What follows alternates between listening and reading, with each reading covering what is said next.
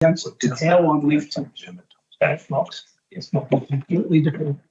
On the agenda is a couple of spots like that around town. We used to just go back to a particular property, which is just down Milton McCreek Road. While we're waiting, councillors, I'll just take the opportunity to note that there'll be a budget submission for activating our new stuff that can be in process coming up in the next year's budget. So just modernising our Just making sure our CEOs give us with what happens when you've got budget submissions of that nature. Something else has to go out the other way. We had a look at a couple of processes that we're talking about. February 24 being active, weren't we? Was that the one or something we were looking at in Canberra, yeah. They were looking early next year for release, and it looked very promising. I mean, it probably costs the world, but Can you hear Councillor Simpendorfer? Yes, I can hear you loud and clear. Can you hear? Yes, I can hear you loud and clear. I've got my mic off and I'm talking. Can you hear you? Okay. Can you try? Can anyone hear me? Yep.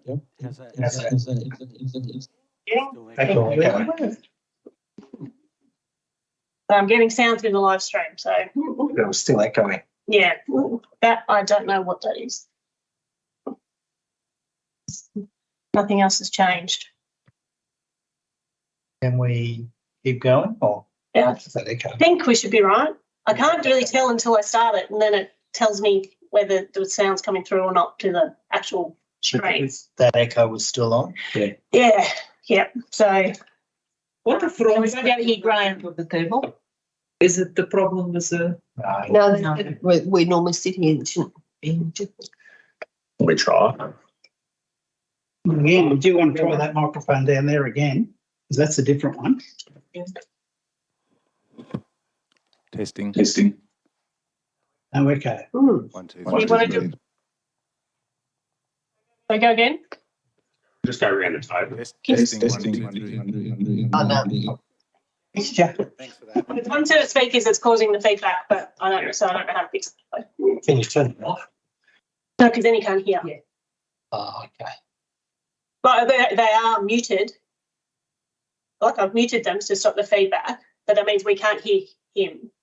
We won't be able to hear Councillor Simpendorfer. Yeah, but we'll do have to do it through that. Yeah. Do it through the phone. Yeah. So kill the speakers and let's go. Yeah. All right. Okay. Doesn't matter whether it's going to be. How's that working? Yep. Well, I'm getting a reading on this one. So The speakers are good, so it's not going to work in here. That's fine. Okay, when you're ready then. As long as it works on the stream. Not to speak for it doesn't. Sorry, guys. Move your chairs forward if you want. Okay. I think We have the technical problems sorted. Let's see. Welcome to the November council meeting. And apologies for the delays in getting all these technical problems out of our way. We'll move to the first item, which is welcome and acknowledgement of country. Wodonga Council acknowledges the Aboriginal and Torres Strait Islander people as the first inhabitants of the country and as traditional custodians of the land. We respect their ancestors, elders and young people and recognise their continuous connections to lands, waters and forests across the country. We have no apologies. We have one request for attendance by electronic means from Councillor Simpendorfer. Can I have a mover to the effect Councillor Chamberlain? Seconder.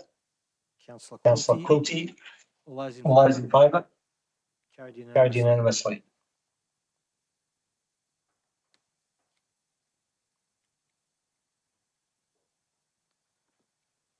Declarations of conflicts of interest, please. Yes, Mr Mayor, I'd like to declare a conflict being a material conflict for item 10.2, the decisions register. My auntie and uncle own Jacob Group of companies and therefore they have a report in the decisions register. It's an information only and I'll leave the meeting if the item is discussed. Thank you. Any other conflicts, councillors? There being no other conflicts. Confirmation of the minutes of So the last meeting. Do I have a mover? Councillor Hall. Councillor Chamberlain. Any discussion? No discussion. I put the motion. All those in favour? Carried unanimously.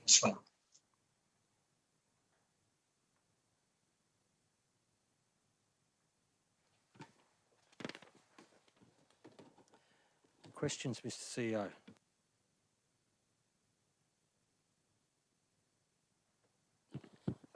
Thank you, Mr. Mayor. We have one question from Mr. Chris Cox. What is the council's plan to support its residents with access to public transport in the city of Wodonga?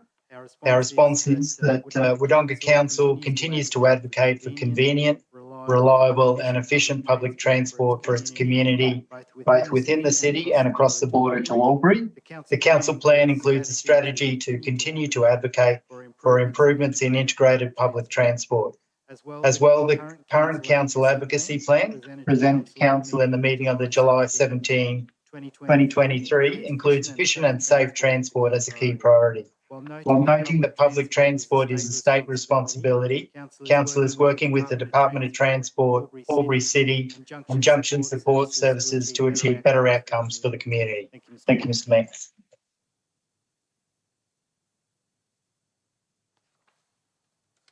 Thank you, Mr. CEO. There being no petitions, we move on to item 7, delegates reports, of which there is one at 7.1. The report from the CEO and myself in relation to the Municipal Association of Victoria Conference Delegates report. We have a recommendation that the report be received. Do I have a Councillor Chamberlain? Second. Yeah, as per recommendation. Do I have a seconder? Councillor Quilty, Councillor Chamberlain. This is a fairly long report, but it's appropriate that when members of the council, in this case the mayor and the CEO, attend these sort of meetings, that they bring their reports back and let us know what's been going on there. I'm not going to go into too many details, but it is, as I say, it's a fairly complicated report, but it does tell us exactly what they're doing while they're away, which is critically important. And we should receive it in good faith. Thank you. Councillor Quilty. Any other councillors? Councillor Chamberlain. I'll put the motion. All those in favour? Carried unanimously.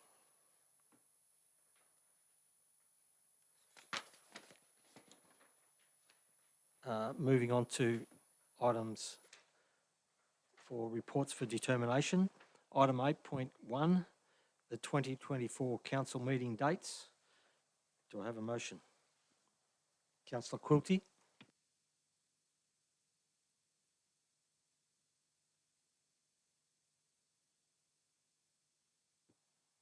Okay, sorry about that. I would like to propose a motion, first points as per recommendations, and then point 3, that council briefings be open to the public and live streamed.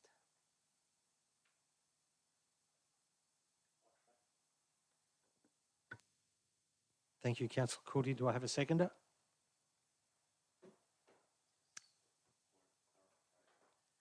Councillor Lowe.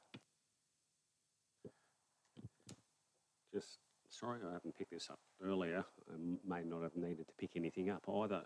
But the part that says, part 2 to the recommendation, where it says council meeting scheduled above commence at 6 p.m. and be held wholly in person. Have we got the ability to hold those meetings online?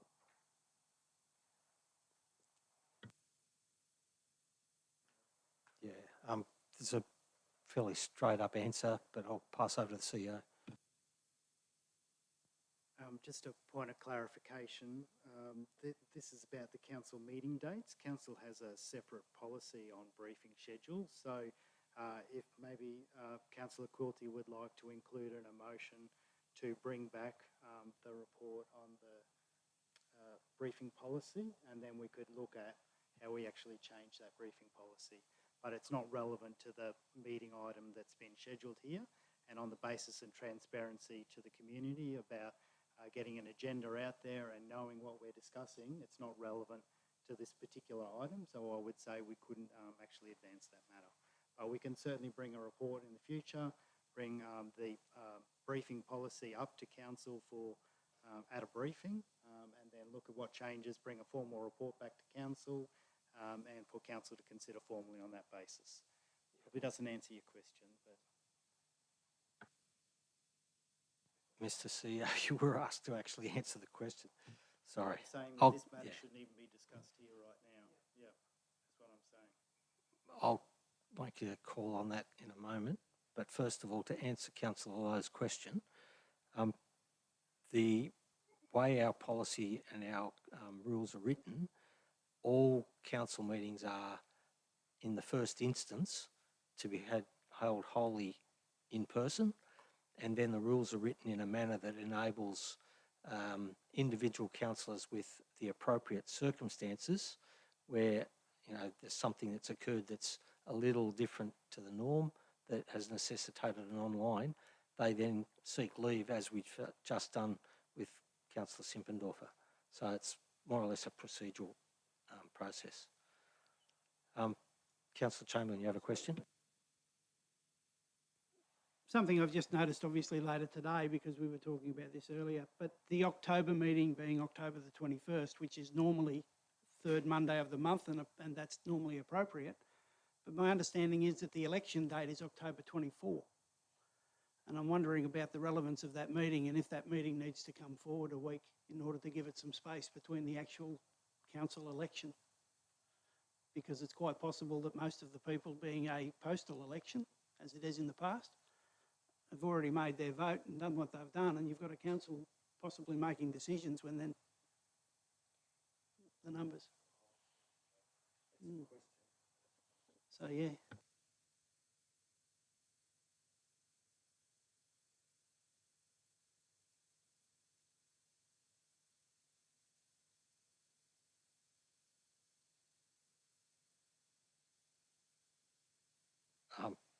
I have to deal with the questions as they come up. I still don't have a seconder for the motion, and until I get a seconder of the motion, I'll deal with the questions and then go for a seconder of the motion. In terms of the date on the 21st, it is within a week because the council election, as we understand it, will be, I think, the 26th, which is a Saturday, which is, you know, 5 or so days after the last council meeting. The question is, should we be having a council meeting on that date? I think that'll be resolved in whether or not we answer in the affirmative for the recommendation that's before us. Before we go any further, and unless there's other questions for clarification, I'll seek a seconder to the motion that we've got in. I'll seek a seconder to the motion, please.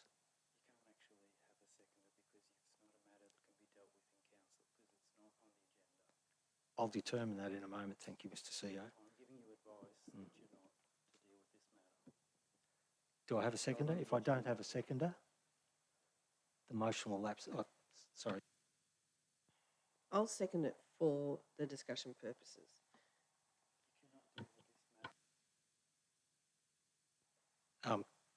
Before we proceed, now we have a seconder. Councillor Quilty, could you give us some justification as to how we can add this and why this should be added into this component of the matter before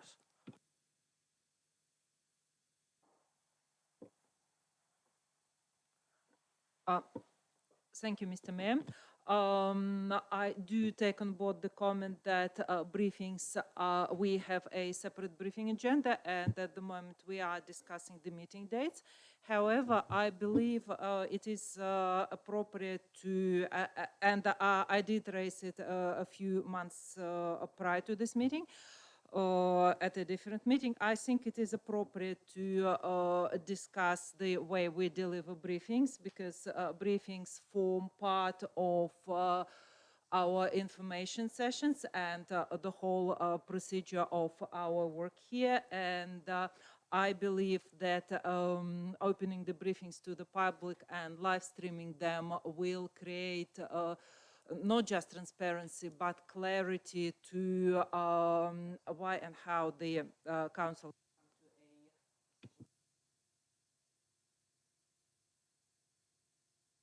The question that we need to have is why this should be considered as a part of the matter that's before us. I hear what you've said in relation to the broader argument and justification for having briefings open to the public, but how does that fit into the matter that's on the business paper before us is the specific question that the CEO is putting to us. Do you have anything else to add to that?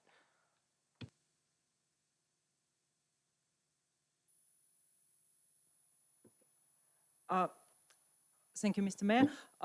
We are discussing at the moment the schedule of when we're going to not only meet here, but also broadcast to the public. The public will rely on these dates for our meetings. I think it is appropriate to inform, should we make this decision to inform the public that every Monday will be a live stream briefing.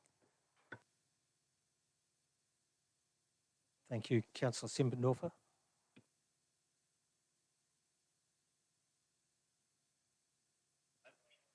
Just so I can understand and be clear, Mr. Mayor, under what authority are you allowing this debate to happen, given the advice from the CEO? Specifically, what authority are you acting on to allow this discussion? The authority is with the chair to determine all of these issues that come before the chair. I've interrogated the issue that's been put before us. I've asked the mover of the motion to provide some justification as to why the matter is relevant to the things before us. I have not ruled upon the issue yet to say whether or not it should be allowed, and that's the process that I'm going through. I'm now going to go to the seconder of the motion and ask for that same justification, then I will rule on the matter before us. Councillor Hall. Look, I second it for the purpose of getting further information on why the motion was changed and added the extra item in regard to the briefings being open and televised or go virtual. So my whole purpose was to find out the reasoning behind the moving of that. Thank you. In light of what we've heard, I don't see that there has been a firm justification to link the two together. I accept and appreciate the view that we should be doing other things with terms of making briefings open to the public, and that's a matter that needs to be debated in accordance with the intent of this motion. I think the suggestion from the CEO that the motion be modified to suggest or to require that the matter be brought back to the council would be acceptable, but to actually place it as a clean resolution or motion before the council to actually undertake that action as a result of this meeting would be inappropriate. So in that case, I disallow the motion. I put it back to the councillors, and I'll give the first opportunity to Councillor Quilty to word together the motion that would be satisfactory in accordance with the advice that means that this matter will be something that the council can legitimately deal with under the item before us. Councillor Quilty. Thank you, Mr. Mayor, and thank you, through Mr. Mayor, the CEO, for advice. I think the advice from the CEO is quite prudent to bring the briefing policy before the council for review for the purposes of considering opening the briefings to the public and live streaming.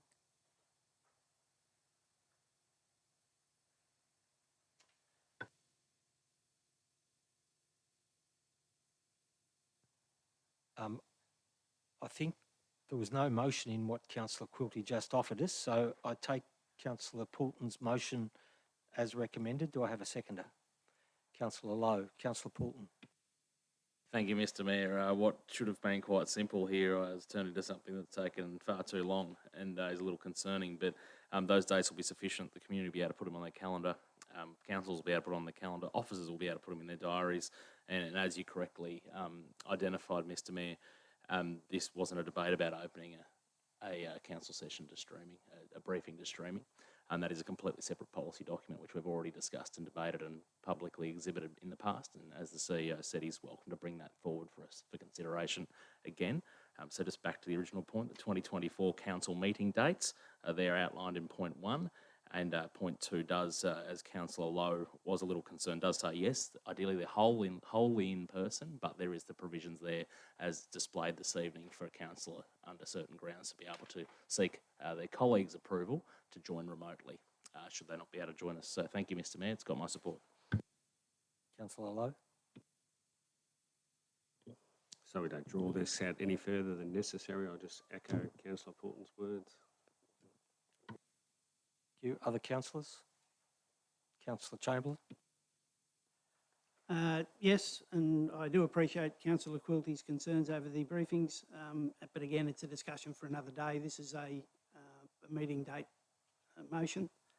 I do have some concern over the October 21 timing. However, we've got plenty of time, if necessary, to move that, if we must, prior to that date, given enough notice. So I'll be supporting it in principle tonight. Thank you.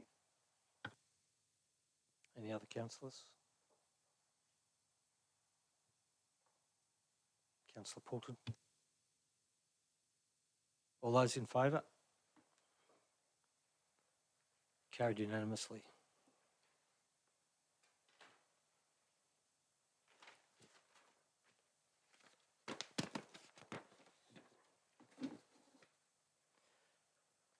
The next item is item 8.2, adoption of the governance rules following public exhibition, including election period policy. Do I have a motion?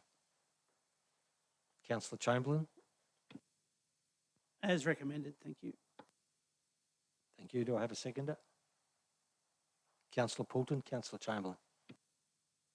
The government rules are tweaked from time to time in order to make sure that we're up to date and we've got everything as per the legislative requirements and showing good governance, which is critical to how we do business. I'm sure there are going to be further discussions about governance rules in an ongoing fashion. It seems to happen quite often. But every time we've got to change it, the whole thing has to come back to council and has to be reapproved, and this is one of those cases. I'm not suggesting for one moment that our governance rules are perfect, but they're pretty good, and I think they should be approved at this stage. Thank you. Councillor Poulton. Other councillors? Councillor Hall. Yeah, these governance rules and the policy for the election period have gone out for feedback, and the public exhibition closed on the 7th of November and no submissions were received. So it's just a matter of council to adopt the rules and policy or not. So it's a matter of a decision going forward. Thank you. Other councillors? Councillor Chamberlain. Oh, sorry, Councillor Poulton reserved. Thank you, Mr. Mayor. Not much to add, really. Obviously, the community has transparently had a chance to have a look at these. They will be in effect as of tomorrow. I have a chuckle because through our system, I went to look at our governance rules a moment ago to look for the ones we're acting under tonight, and I found a heap of red writing, which was the ones that we've had sent out to the public, so it didn't help me, but it'll be good to get clarity as of tomorrow which copy I need in front of me to be able to perform my role, and it has my full support this evening. Thank you, Mr. Mayor. Thank you, Councillor Poulton. Councillor Chamberlain to close. Thank you. Again, just repeating what I said earlier, and the only other point I would make is, if anyone's been paying attention, the local government minister the other day did highlight the fact that we may have a whole new state-based set of governance rules fairly shortly, and that'll supersede these, obviously. So at this stage, we support these as of tomorrow. Thank you. Thank you. I'll put the motion. All those in favour? Carried unanimously.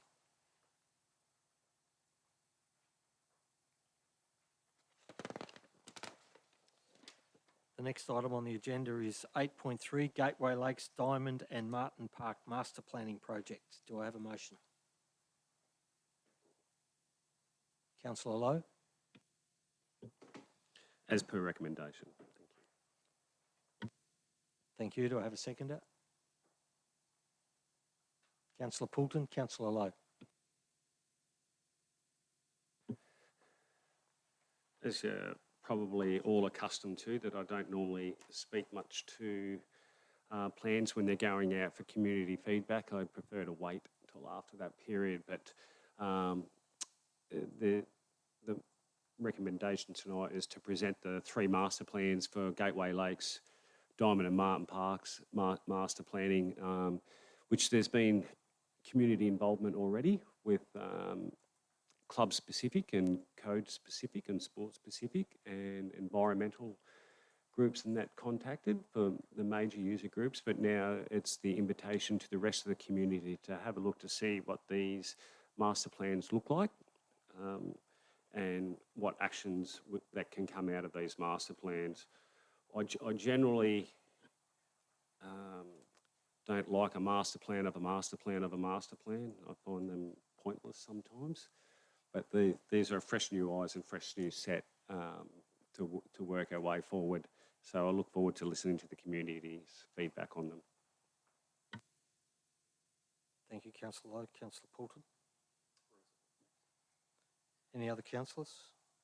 Councillor Hall. Yes, just a little bit of background. Council sought and received funding from Sport and Recreation Victoria Local Sport Infrastructure Fund Planning Stream back in 2022. This funding was to undertake master planning at the 3 separate precincts. Council had previously committed to master planning for both Diamond and Martin Park through priority projects funding and the 2022-2023 Sport and Rec operational budget respectively.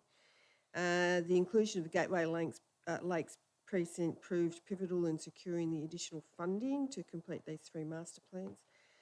These plans, if adopted, will be placed out for public exhibition, and a report including any community feedback received will be presented to a future council meeting for final consideration. So, as Councillor Lowe said, we'll be looking for any feedback from the community, and the decision will come back, and we'll decide where we go further on that. Thank you, Councillor Hall. Other councillors? Councillor Chamberlain. Yeah, obviously we need to do master planning so we know where we're going. It's going out for feedback, and I encourage the people of Wodonga to give us some feedback so we know what you think about what we've got in front of us. It doesn't mean we're doing everything today or tomorrow. It means that this is where we would like to go in the future and where we would like to be. So a lot of this stuff will require future decisions of council on affordability and a number of other issues. But the master plans as a basis for a direction to head, I think are important. And in particularly this case, and I encourage people, as I said, to actually get involved and give us some feedback on them. Thank you. Thank you, Councillor Chamberlain. Other councillors? No? Councillor Poulton, you're reserved. Thank you, Mr. Mayor. It is going out to public for 21 days, which is great. Gateway Lakes, Diamond and Martin Park, part of many outdoor spaces and hundreds and thousands of users that enjoy those spaces.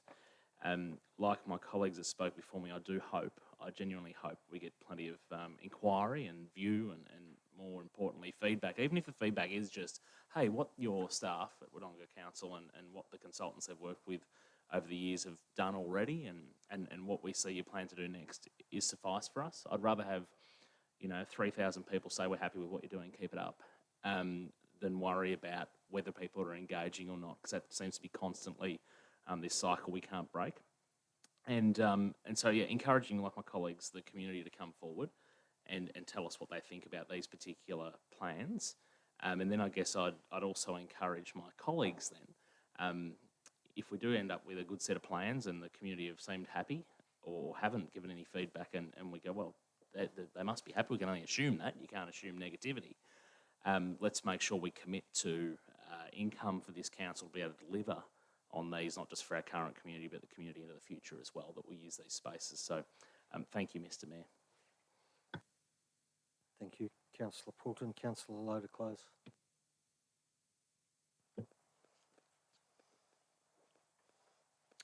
I'd just like to thank my other councillors for their words, and I also like to thank the people so far that have contributed to these master plans, because it's through idea sharing that you know, one idea can grow into a lot of different ideas. And one I'm going to throw out there, and it may or may not take any ground, but it might get feed somewhere. But I've always thought that our city has turned its back on the river for too long. And whilst we're looking at Diamond Park and looking at a place where there is river access, what can we do down there? You know, can we turn it into a little swim zone? Now, I don't know, but this is something that we should be talking about, should be looking at. You know, is there a way we can put something down there for our younger generation to be able to safely swim in the river? There's two tidal flow gates that run across this river just near here, so they're a good substrate to be building something off if need be. And anything that we look at, and any master plan always needs funding, but we should always look at the fact that it should be intergenerational funding. So we shouldn't need to always have one community pay for it right now when there's going to be generations of community that are going to get the use out of it. So just something to think about when we're looking at these master plans. Thank you. Thank you, Councillor Lowe. I put the motion. All those in favour? Carried unanimously.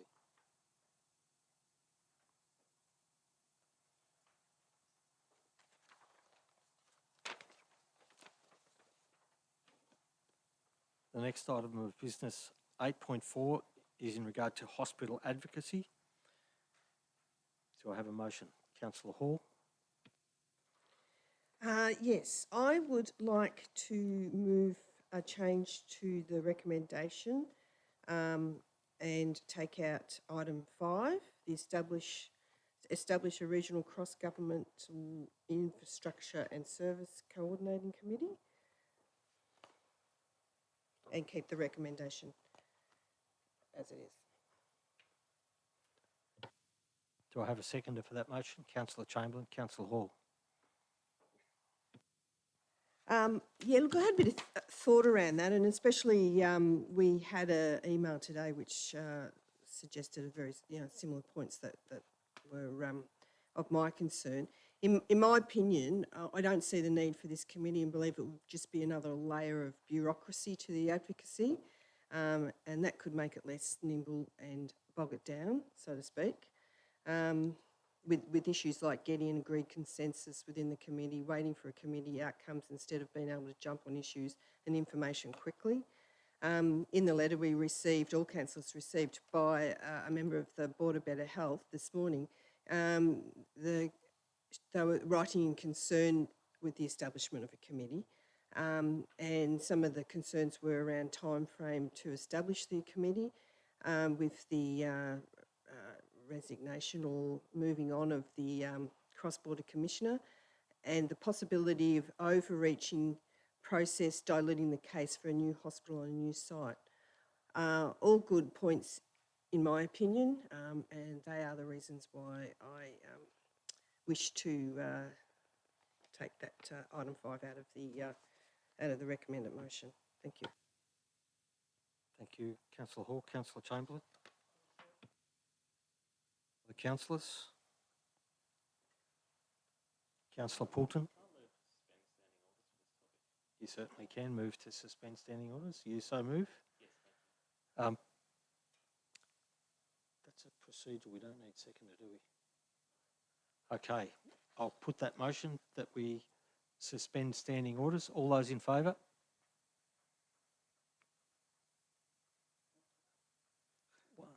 Councillor Lowe in favour. Councillor Chamberlain in favour. Councillor Poulton in favour. Councillor Simpendorfer in favour. Those against? Oh, you're in favour. Sorry, councillor Quilty also in favour. Against, councillor Hall, councillor Mildren. The motion is carried. We suspend standing orders. Councillor Poulton. Thank you, Mr. Mayor. And I did forewarn, I guess, my colleagues I might get a little bit sidetracked on this. So I appreciate the support there to make sure I've got some space to talk about this. I did read that feedback from a member of our community earlier today, and I just wonder whether there's a little bit of confusion around the requirement of step 5, and that might be I guess a hurdle or a delay in trying to get the best possible outcome. But I actually see that point 5, which you've excluded, as a leverage point, because once you call on people to arrive, it looks pretty damn foolish and embarrassing if they don't. So to me, I just saw that as an extra leverage point. So unfortunately, as the motion stands now, it won't receive my support this evening. But what I wanted to just share with councillor colleagues and the community, I was terrible in history class. I hated history at school. It was the one room I didn't want to walk into. As a more mature person, some may argue that is a fact or not, but as a more mature person, I've taken in more recent years the opportunity to read and try to learn from the past, and I took some time with the Albury and Wodonga historical societies and looking at, I guess, their reporting of our health service and the triggering points for both cities over just so you know, well beyond any of our time in this room. And just a couple of things that really intrigued me was the hospital in Albury prior to this one. Anyone remember that multi-storey base hospital on Wodonga Place actually opened in 1918. So it wasn't until the mid-90s, so 30 odd years ago, that Albury got that replacement hospital. In Wodonga's case, it's quite an interesting story. So a public meeting was held in June 1934, so just put your heads around that one for a second, to discuss plans for a hospital in the district. It was felt at the time by Wodonga residents that it was a necessity. And it also went on to say that they were sick of being reliant upon Albury for everything. So you sort of got this thing going on where Albury's hospital at that point in time was, 10, 15, 20 years old at most, for what was then their new hospital back in 1918. Albury's old hospital then, believe it or not, was used during the influenza epidemic for those recovering patients in 1919. There's a few similarities sort of coming about here.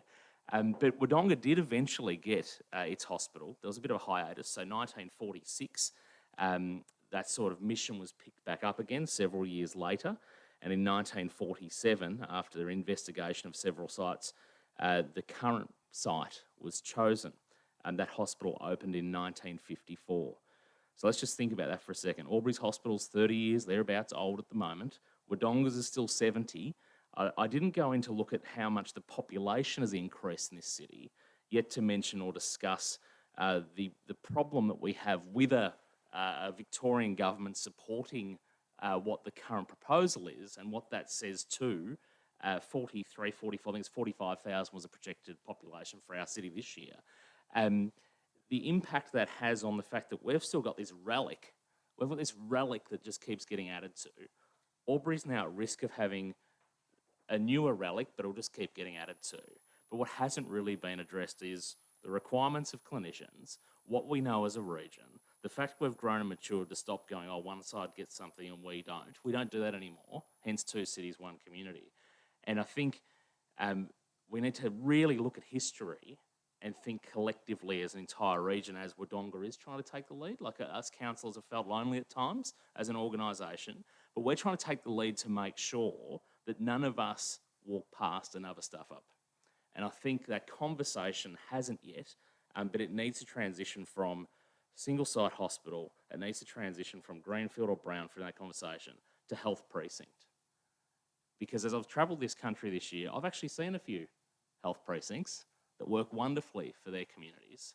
And I think, whilst it'd be tough for me not to support this motion in front of us tonight, sorry, Councillor Hall, it's not from the lack of intent on wanting to keep us moving and keep us fighting on behalf of the community. I'm just worried that we've just tonight, by removing point 5, only ever so slightly, if that's successful, we've removed a lever on behalf of our community and, in fact, our entire region. Mr. Mayor, thank you for allowing me to suspend standing orders with my colleagues. Thank you. Other councillors, while we've got suspended standing orders? Councillor Lowe?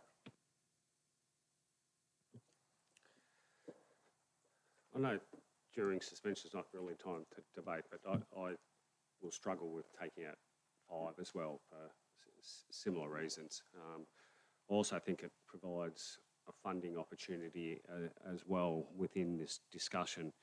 And I pick up on your point about a precinct and having all these collective minds together and come together to see what we have a real opportunity here to tap it. It's what I was saying before, that certain ideas can grow from others.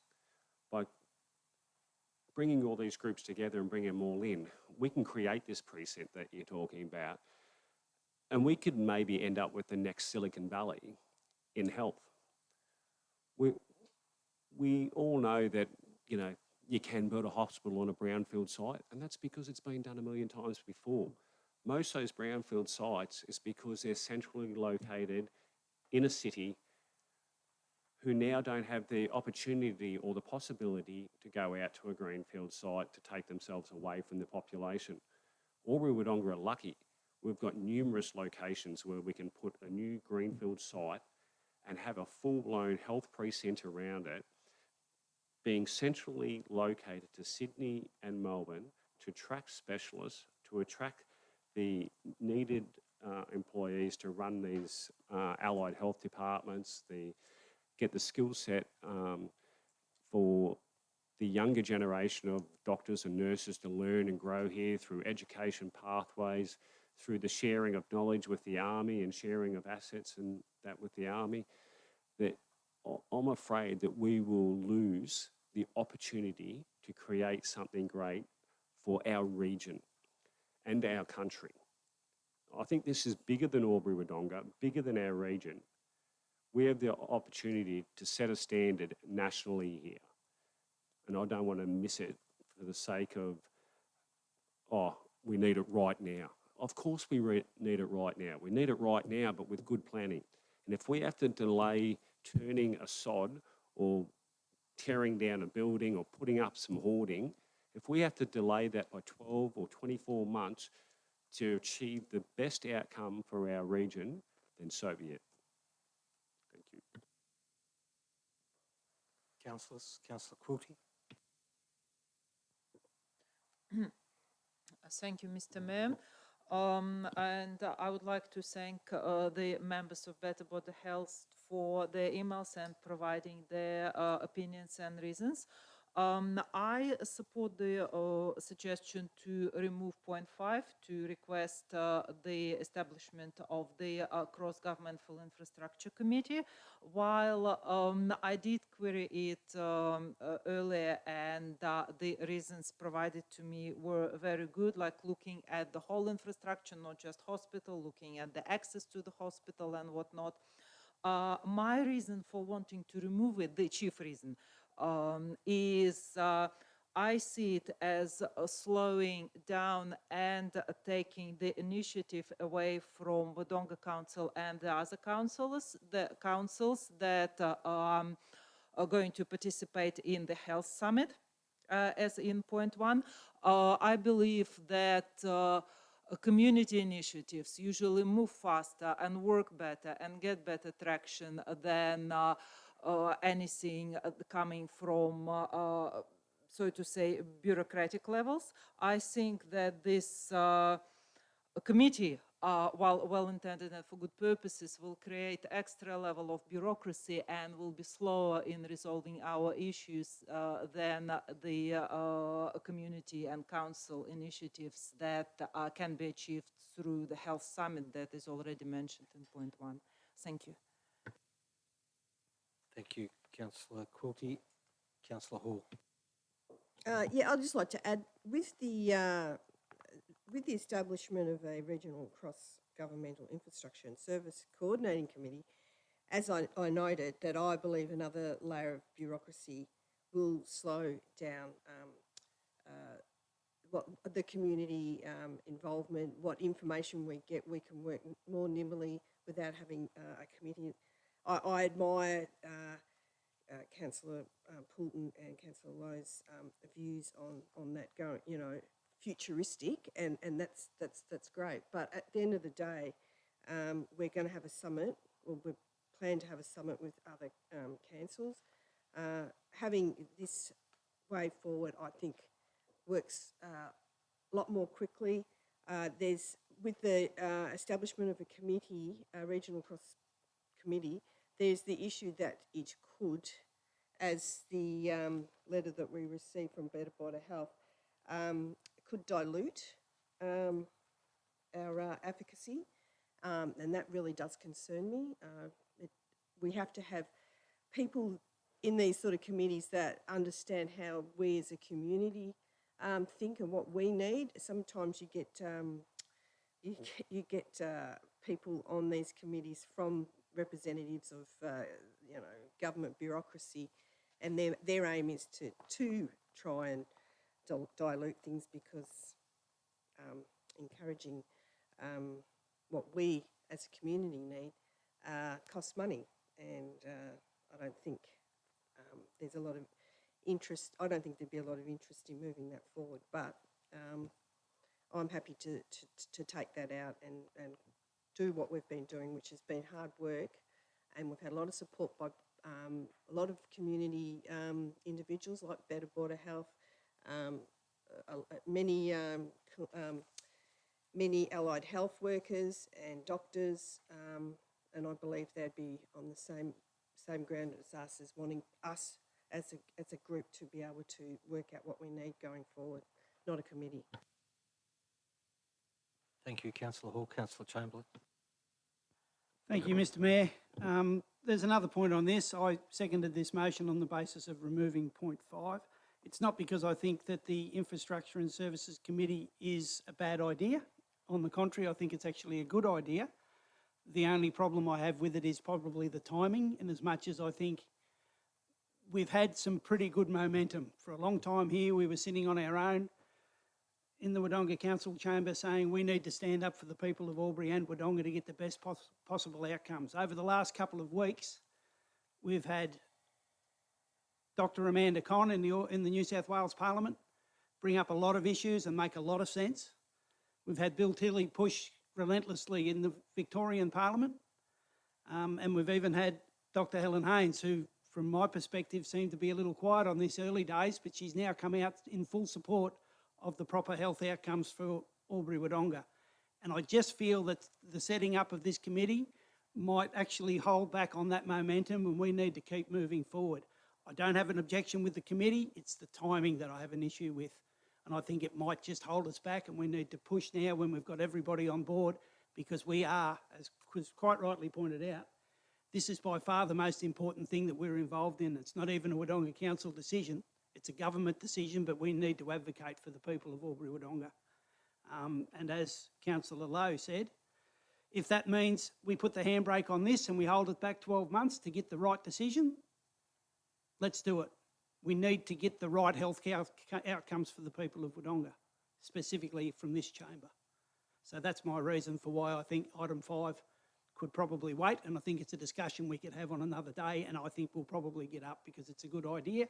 I just feel like it's going to be a handbrake on the timing of our advocacy. As for the rest of the points, completely agree, push forward as hard as we can. My point is, and always will be, the best health outcomes for Albury Wodonga. I still think it's probably the most important thing we'll do in this chamber. Thank you. Thank you, Councillor Chamberlain. Councillor Simpendorfer. I think what has been said, but the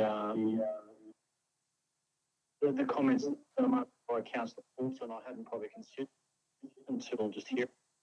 Can't see why we wouldn't do number 5 or that pressure. I take the points around the committees, and it may delay things, may distract from what we're trying to achieve. I just hope that we recall when we're trying to set up other committees that we have this conversation for the reasons around delays. What an important piece of advocacy, more important than what our community needs right now. I don't see why we wouldn't Will the cross-border commissioners take it up? Probably unlikely, but it's about pressure. I think we're having enough trouble getting other councils to come to the forum and get on board with what we're trying to sell when two sides of government are telling us that they're pushing on and we need to be silenced. I'd prefer to be putting more effort into looking at what's happened up at the Tweed and the cross-border community, and they've got two hospitals. 723 million from the last government. We're getting treated very poorly in regards to representing our community on this issue. I think all we can do to keep that pressure on, and if that is establishing a regional cross-government infrastructure and services committee, then we should do it. Appreciate all the efforts from the community, but we need to show that leadership here, and I'll be, again, like maybe happening around the room, happy to support the advocacy, but I want to see 0.5. I can't see that the argument of just having another committee is enough to knock that down tonight. That will be my view. Thank you.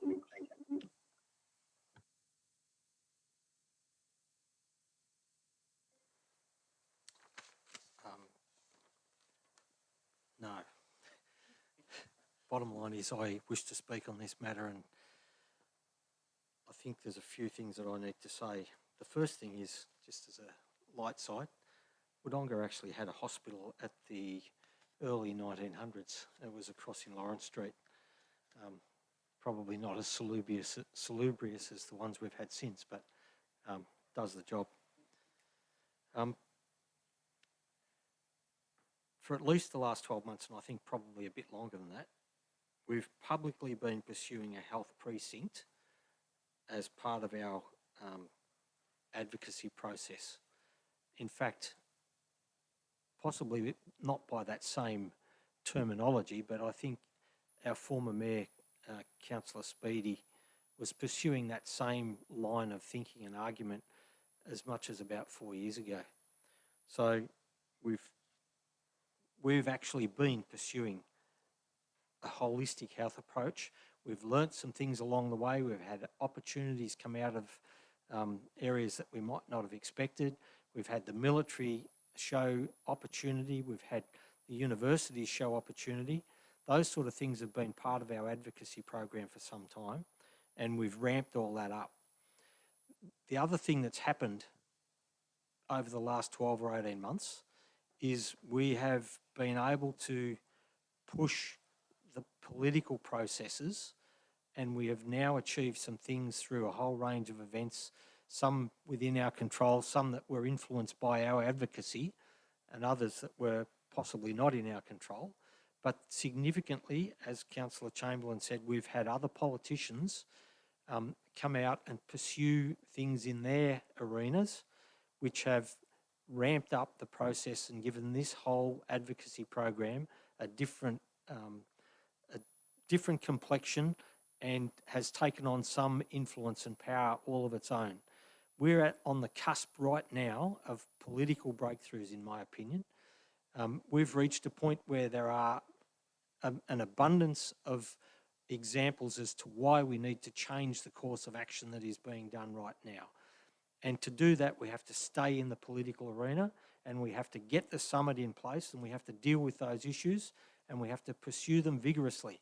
And to make certain that we put the pressure on all political levels, state and Commonwealth, and indeed the other councils within our region, to pursue that political agenda. If we let that go now, we will see the whole process slide back into the bureaucracy, and the New South Wales Health Infrastructure Group will get back up into their control process again and start dealing in their silo. And all the other different government agencies that have been playing the game till now, that we've managed to break through their barriers, they will all get back into the levels of supremacy. And that's fundamentally why we need to stay in the political arena right now. That doesn't mean to say that at the appropriate time, once we've broken through the barriers, that we don't go into the technical experts and the various people that need to be brought together around the table to go off and get into the detail. But right now is not the time to be doing that. If we go down that path, we will lose the momentum of what we've acquired in the last 18 months or so.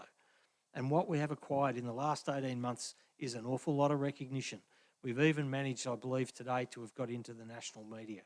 So there's things that are going on that we have to keep that momentum going. We don't control what the state governments do and how they set things together. So if we set up a committee that says, I'll bring in X, Y, Z departments of the state government and link them into another committee that's essentially made up of public servants and others that are interacting with public servants, then that's not going to maintain the political momentum, and it's going to open the door again for the state government, Victoria or New South Wales or both, to come in and say, oh, well, yes, deal with this bureaucrat or that bureaucrat, but sorry, they don't have any power. They're the things that we've got to stay ahead of. We've got to stay above all that stuff until we get the breakthrough that we need, and the summit is the thing that we should be absolutely focused on, and we should be forcing the issue to get all of the Commonwealth and the two state and all the councils and a number of other groups that are party to this process around the table here in Albury-Wodonga, or if it has to be in Canberra. But we have to get that to happen. So the summit must be our focus.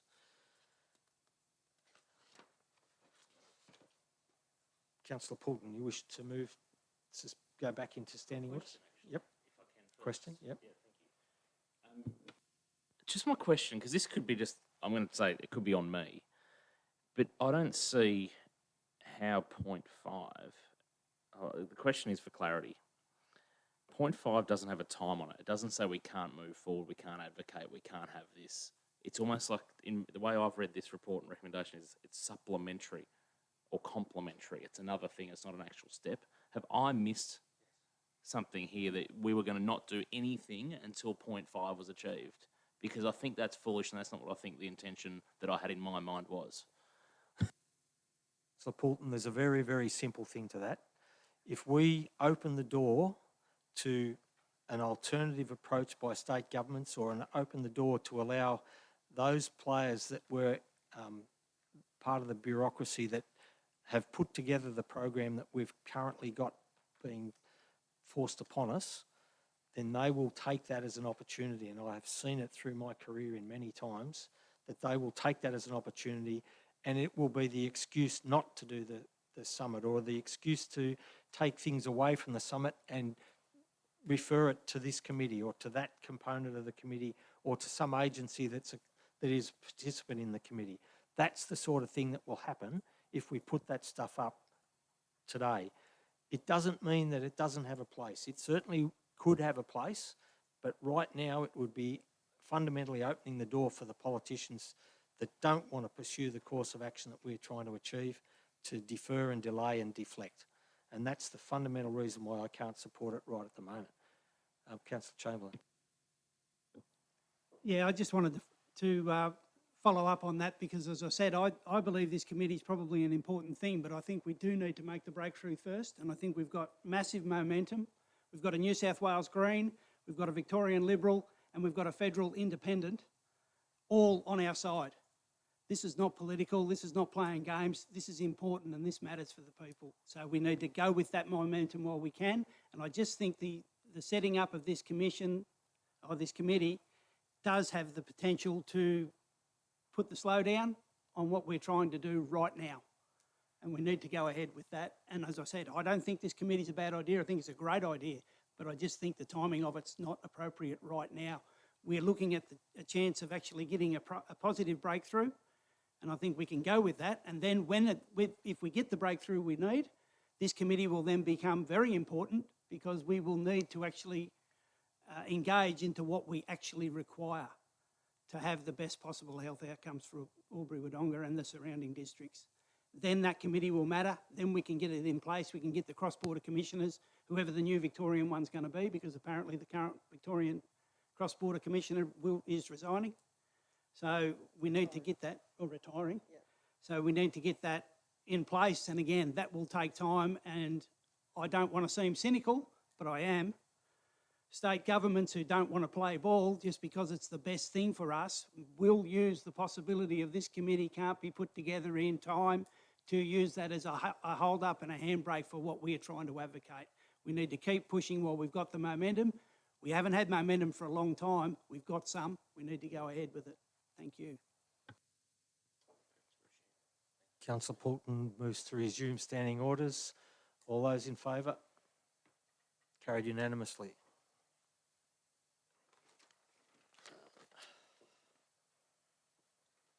We have Councillor Hall has spoken on the motion. Councillor Chamberlain has reserved. Any other councillors wish to speak on the motion that's before us? The motion before us is to adopt items 1 to 4 and to omit item 5 in the recommendation. Councillor Poulton. Without shooting ourselves in the foot, Mr Mayor, thank you. I guess it'll be interesting to see whether other tiers of government and other interested parties set up their own committee regardless of what we've decided to do or not do. I would have thought perhaps by leaving 5 in there we could have controlled the timing and the rollout of some of this. All we're simply committing to is what we would do. We never said what time, what stage, what order, or how we would hold ourselves back. So my lack of support of the motion without item 5 included remains. Thank you, Mr Mayor. Thank you, Councillor Poulton. Councillor Lowe. Yeah, I'm struggling with this a little bit because no one is debating the issue of how important this advocacy is and how important this health summit is. That's not a debate here. But just picking up on your point, Councillor Chamberlain, that this committee will be really good, and the fact that there is no timeline to it is playing with me a little bit, because I believe that you can run parallel committees, you can run collaborative committees. We can maintain the agility and flexibility running our own whilst this is happening in the background, because once we gather all this information and we gather all this stuff from our health summit and continue this work, then wouldn't we want to deliver it to the committee then? Because we need to take it to someone. Like, otherwise, where are we going with all this information that we've gathered? So if we've got that ready to go by the time we're ready to go, then yeah, I'm just really struggling here, because I won't be supporting it without number 5 in there, but I'm supportive of everything around the advocacy for this hospital. So thank you. Thank you, Councillor Lowe. Councillor Quilty or Councillor Simpendorfer? Councillor Simpendorfer.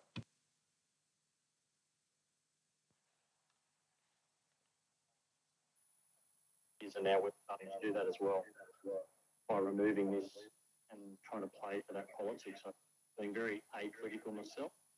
I think politics is being played, and that's disappointing, I guess. But the reality is that we have to. The governments aren't listening to us, so we need to represent the community and make them very acutely aware. So I want to leave 5 in. So if the motion is that that's out, I won't be putting the motion. Thank you. Thank you.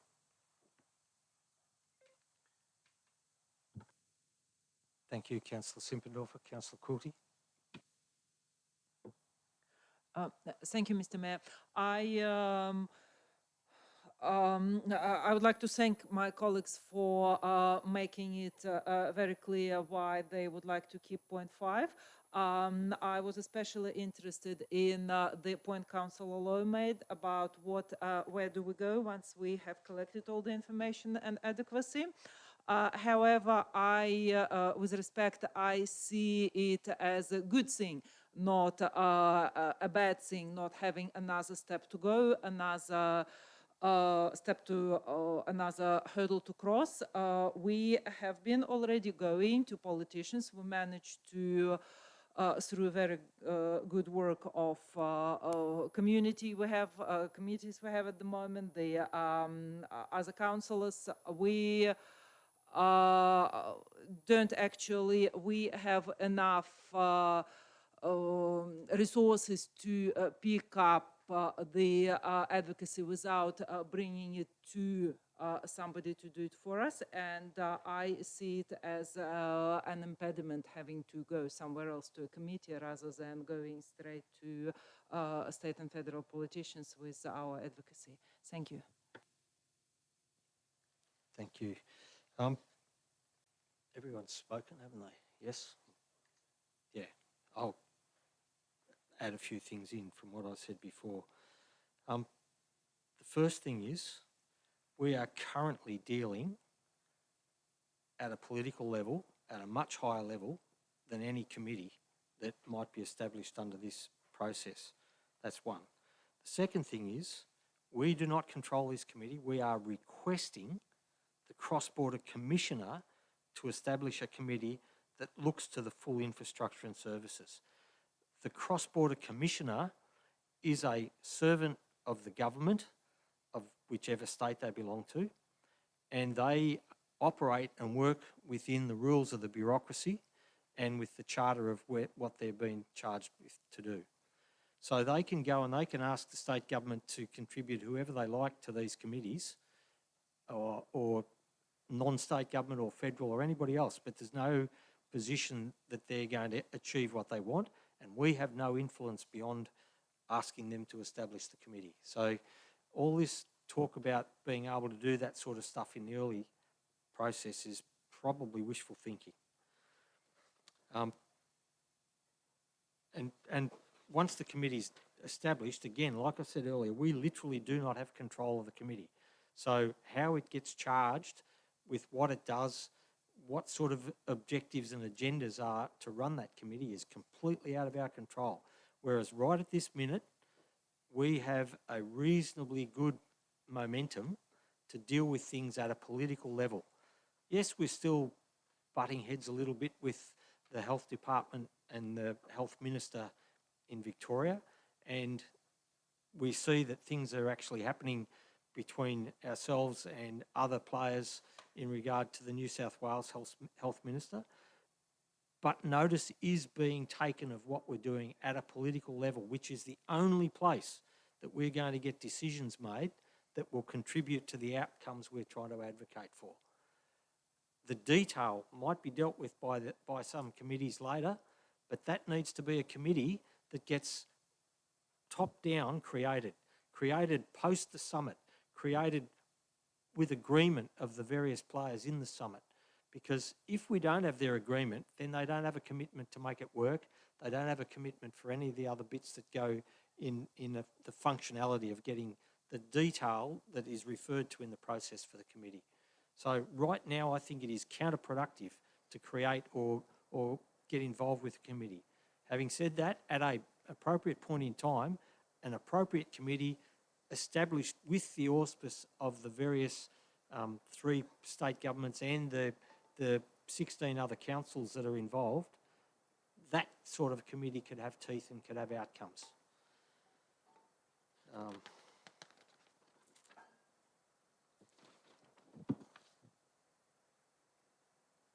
Okay. To Councillor Chamberlain, who reserved. Thank you, Mr. Mayor. Can I just say I agree with what you were saying there? And as I said, my biggest issue about taking 0.5 out is, and this might be my cynical nature, but I do believe that the state bureaucracies and political structure would quite possibly use the fact that we've approved this committee to put the handbrake on what they're trying to do and say, well, we'll just hold off and break our momentum. And, you know, if we get a state health system that turns around and says to us, well, you said you were going to request the cross-border commissioners to establish a committee, maybe we should wait and let them have their say. In the meantime, they'll keep pushing with what they're doing and our momentum becomes broken immediately. As I said, I'm not against this committee. I think it'll be a great idea eventually. I just think we need to go with the momentum we've got and move forward on the other advocacy points, because all of a sudden, this is cross-political, as I said. We've got 3 different parties, if you want to call it that, heavily involved. The one thing they have in common is they're all local and they all want the best health outcomes for us, as do we. So I'll be looking to go forward without 0.5, and that's where I'm at. Thank you. Thank you, Councillor Chamberlain. Councillor Hall to close. Yes, and in establishing a committee while we're still doing this advocacy, I have you know, what happens if we have conflicting views to the committee?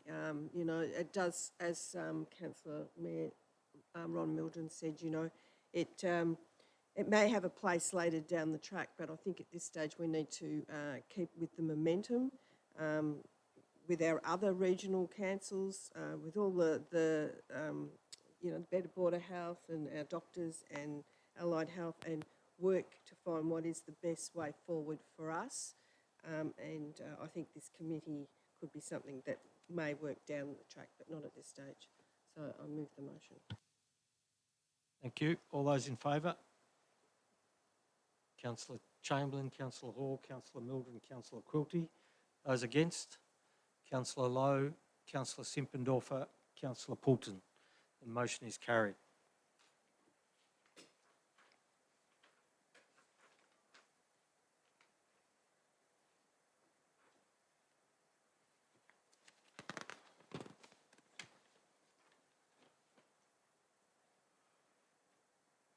The next item of the agenda is item 8.5, appointment of an Audit and Risk Committee independent member. Do I have a motion?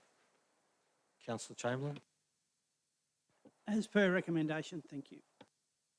Do I have a seconder? Councillor Quilty, Councillor Chamberlain. I think it's appropriate that I move this motion to appoint the independent member to the Audit and Risk Committee. We had a vacancy, and I am not only a member of this Audit and Risk Committee, but I was also on the board who selected our recommendation for this position. I think we went through a very good process. We talked to a number of people, and we looked specifically at skill sets and abilities to contribute effectively to the Audit and Risk Committee, which I think is absolutely critical in what we do. And I think the person we've chosen will be a great addition to that committee and assist it to go forward and be very effective in how we operate. Thank you. Thank you. Councillor Quilty. Thank you, Mr. Mayor, and thank you, Councillor Chamberlain.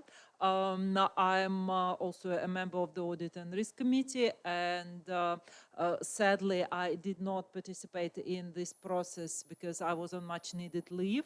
However, upon my return, I have reviewed the recommendations and have reviewed the resumes of the candidates, and I was very happy to see a couple of strong candidates with a very strong set of skills. The candidate that has been chosen has my wholehearted support. They have the skills that match the skills of the exiting person. While, as far as I'm aware, and I will clarify this in the Audit and Risk Committee sitting in a few days, we do not have an official skills matrix. We have a very good set of skills and a variety of skills, which is also very necessary in our three independent Audit and Risk Committees. And I believe that, and I hope and believe that we have made that, my colleagues in my absence have made a very good choice. Thank you. Thank you. Other councillors? Councillor Chamberlain to close.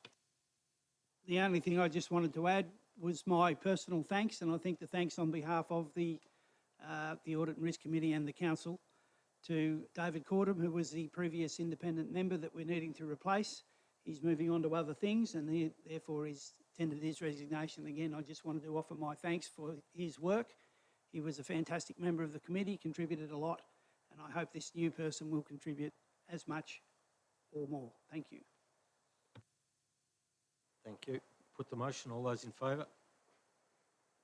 Carried unanimously.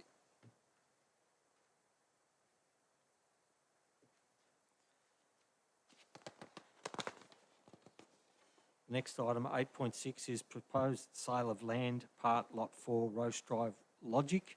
Councillor Poulton. Thank you, Mr. Mayor. As foreshadowed with councillors, I'd like to move that the order of business change under section 19 of the governance rules. We move item 8.6 to be considered in the confidential agenda on the basis that Section 66(5)(a) of the Local Government Act 2020, and that it relates to council business information, being information that would prejudice the council's position in, sorry? Yeah, part of the motion. Yeah, so part of the motion, being information that would prejudice the council's position in commercial negotiations if prematurely released, and that's on the Logic Industrial Estate Sales Strategy. Thank you, Mr. Mayor.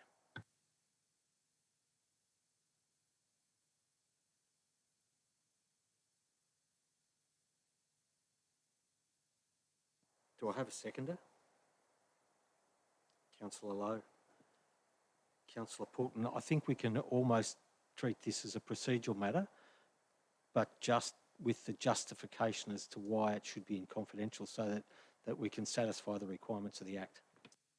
Thank you, Mr. Mayor, and for the benefit of my councillor colleagues, this is just to enable a deeper conversation around offers on the table, past, present and future, and it would be an inappropriate forum in a public debate sense to ask some of the questions I have in mind, and to enable better conversation, I guess, between councillors to understand the impact of their decision on this particular item. Thank you, Mr. Mayor.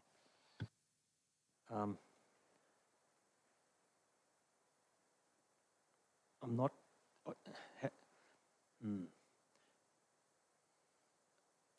Can I reflect back to you what I'm hearing so that I get to understand what you've said? You're basically saying that there are things that you wish to ask questions about which will relate to matters of council policy or confidential matters of council policy that relate to sale of land more generally. Thank you. I'm happy with that. Any other councillors wish to speak? Oh, sorry. Sorry, the second, Councillor Lowe. No? Councillor Simpendorfer?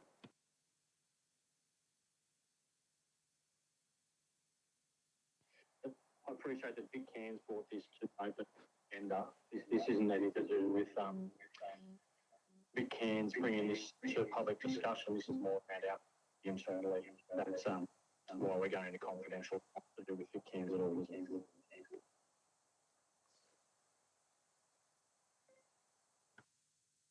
I think I'll put that question to the mover.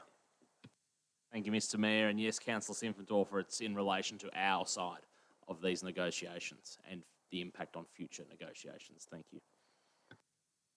Thank you. Other councillors? Councillor Chamberlain? I think I'm going to agree with this motion to move it into confidential, as much as it goes against my theory that as much as we possibly can, these things should be done in open council.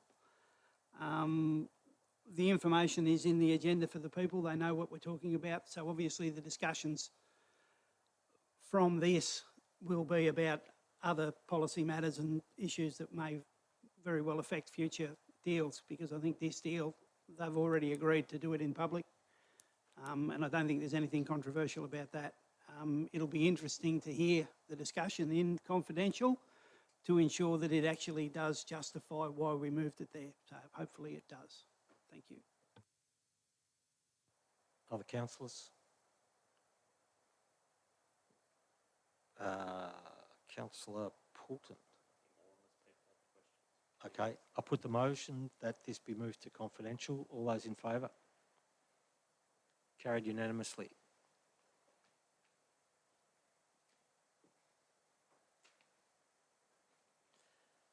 Okay, in that case, we move on to item 8.7, Local Law 1/2024, Draft for Community Exhibition. Do I have a motion, please? Councillor Chamberlain? Oh, sorry. As per recommendation. Thank you, Mr. Mayor. Thank you. Do I have a seconder? Councillor Lowe, Councillor Chamberlain.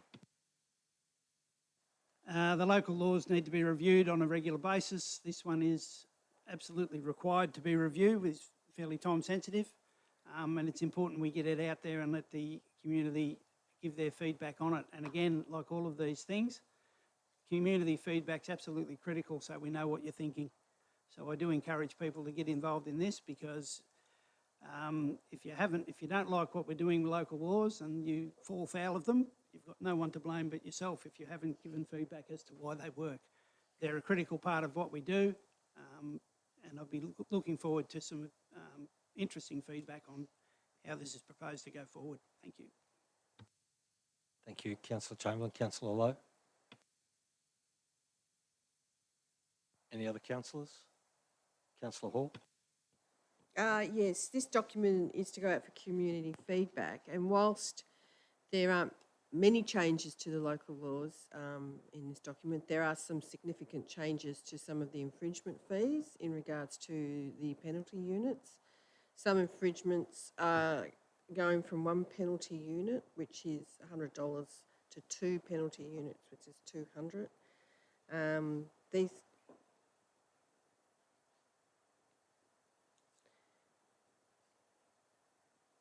Sorry? Oh, I thought we talked about it.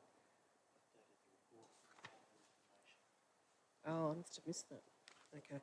So I've just been informed it's still at one, so anyway. But there was talk of it going to two.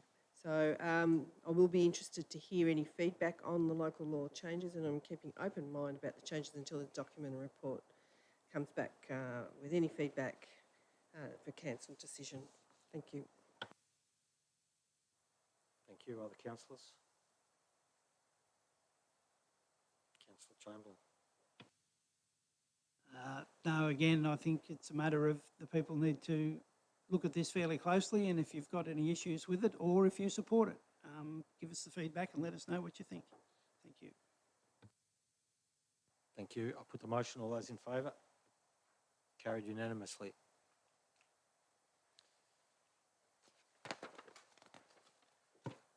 The next item is Wodonga Sustainability Advisory Committee Charter. Do I have a motion, please? Councillor Quilty. Thank you, Mr. Mayor. I would like to move that no action be taken on the issue and pending consideration of all the budgetary issues facing the council, and until the formal review of the sustainability is completed.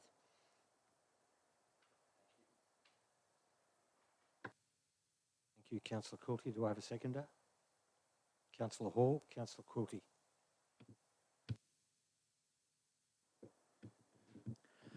Thank you, Mr. Mayor. My main reasoning for moving this motion is that sustainability function is going to come under the review, one of the services that is going to be reviewed shortly. And I have early in one of the briefings queried the reasons why it is important to do to review the charter and everything else suggested in the recommendation ahead of this. From the reasons I have received, I believe that it will be prudent to wait and to see the results of the review and start the budget deliberations before we come into changing of the charter, because then we might need to rework it all again, and it will be a waste of time and possibly not a good look. Thank you. Thank you. Councillor Hall. I'll reserve my right, thank you. Reserve.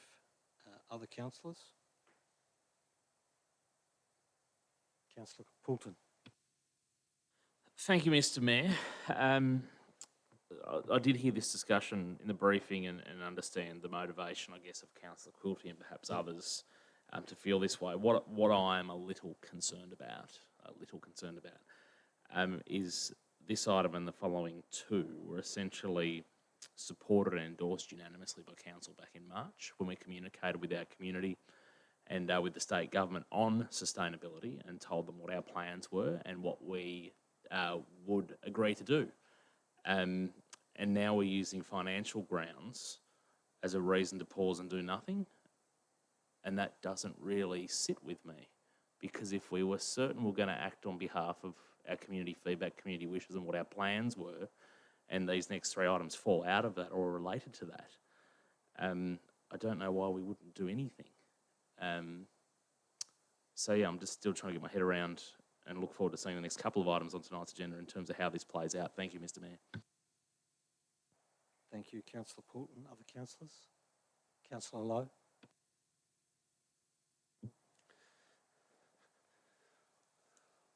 One is probably, I'll start with the question just so I'm making sure I understand it. This is not about throwing this off the table, it's about moving it to the other end of the financial. Okay, yeah, because I was just going to say it's more than economical, it's both social and environmental as well. So just wondering how it all tied in.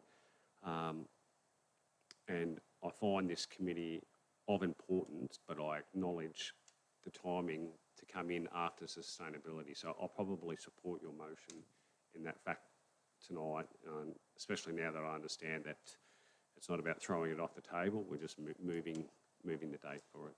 Thank you. Thank you. Other councillors? Graham? When are we looking to move it to? We're waiting for it, and then what that cost is likely to be.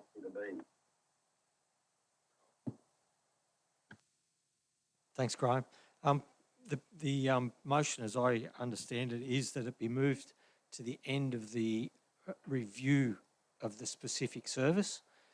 And once that's done, then it's all brought back to council again after knowing what comes out of the review.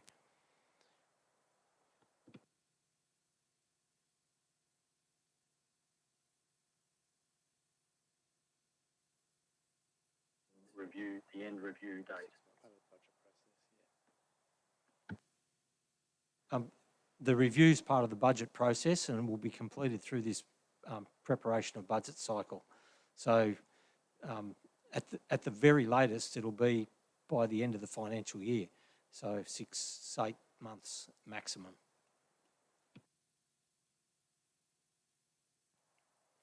Other councillors? Councillor Chamberlain. Yeah, we spoke about this earlier today, and my question was exactly the same as Councillor Quilty's, which is it appropriate that we move the sustainability strategy till after we've had a review of the sustainability system? It still should not and hopefully will not affect the application date, which is the start of the next financial year.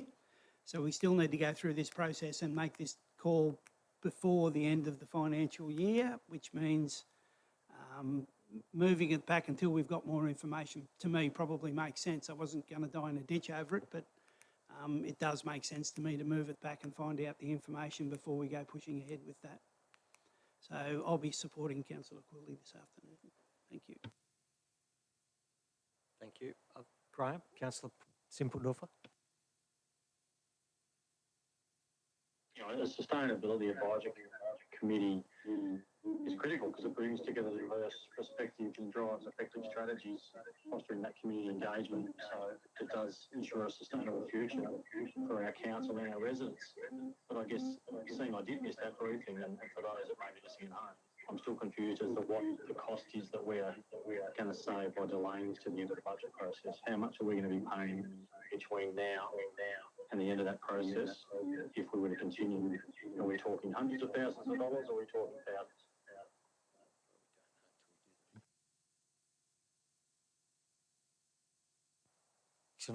Do I take that as a comment or do I take that as a question, Councillor Simpendorfer?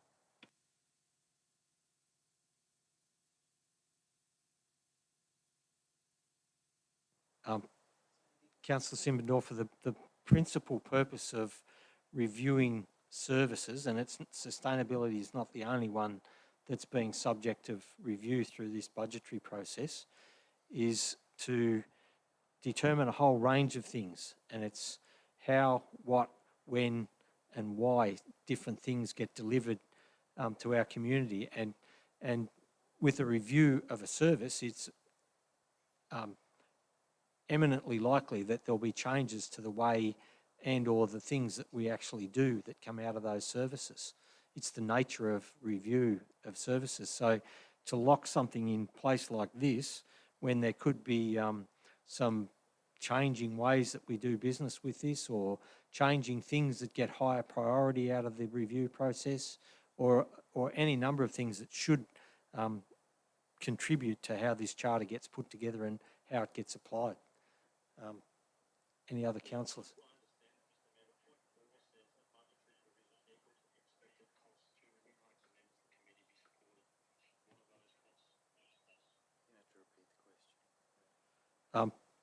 Sorry, Councillor Simpendorf, we didn't get the phone up to the microphone quick enough. Can you please repeat the question? Answer, Mr. Mayor, I understand all that. I guess my question, probably more pointed, is to point 4 in the recommendation, a budgetary provision equal to the expected cost to remunerate the members for the committee be supported. Those costs, I guess, do we know what they are? Because we're considering this in debate now. What are those costs?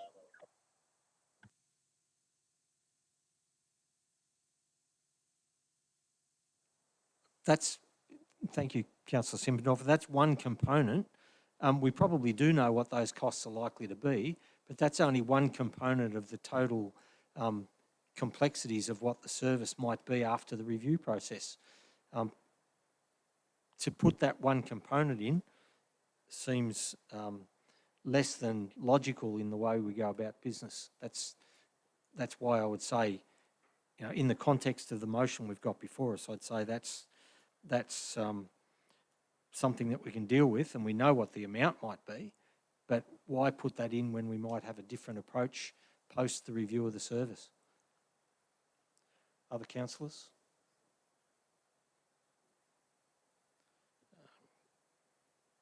Councillor Hall, you reserved? Okay, look, I support the motion that Councillor Coulty has put forward to defer the motion. Back in the 28th of August 2023, the Finance and Budget Delegated Committee decided on 6 service planning reviews of our council services. Sustainability was on the review, and it was decided to that was decided to be one of the first groups of service reviews that we will do. We intend to do more going forward. This service review was supported by the majority of councillors. So it is in my view that the service review should be completed first. Council should put on hold the decision in relation to this service until the information needed to look at any planning and budgetary requirements for this service going forward. Changes may be required on how we choose to do this service, because it's not just a budgetary amount, it's about planning. We may find a better way that we can provide the service through this review. So to decide on this officer recommendation before we see the review is, in my opinion, putting the horse before the cart, and it makes sense to defer it until we get that review report back to council. Thank you. Councillor Quilty to close. Thank you, Mr. Mayor. I would like to emphasize that this proposition to defer is not financial, and even though I did mention the word budget, it was in the sense of budgetary deliberations will be done in conjunction with our formal service review. I agree with Councillor Hall's point that it's putting horse before the cart. We have agreed to review the sustainability service, and hopefully all things going smoothly and without impediments, it is possible that the proposed recommendations, the charter, the remuneration, and everything else to do with the committee may happen as proposed in the recommendation in the first quarter of 24-25 financial year. The recommendation mentions charter to be enacted in the first quarter of 24-25 financial year. The remuneration is again for 24-25 financial year and beyond. So it's not cost-saving exercise. It's not to delay it past financial year, of course, if the review of the services is completed on time. Thank you. Thank you, councillor Quilty. I put the motion. All those in favour? Councillor Lowe, Councillor Chamberlain, Councillor Hall, Councillor Mildren, Councillor Quilty. Those against? Councillor Poulton, Councillor Simpendorfer. The motion is carried.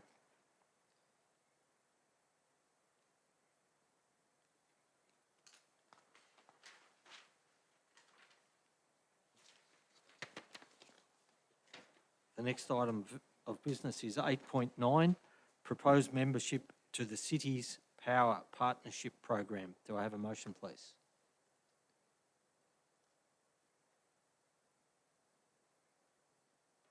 Councillor Lowe. I'll go as per recommendation. Thank you. Thank you, Councillor Lowe. Do I have a seconder? Councillor Poulton, Councillor Lowe.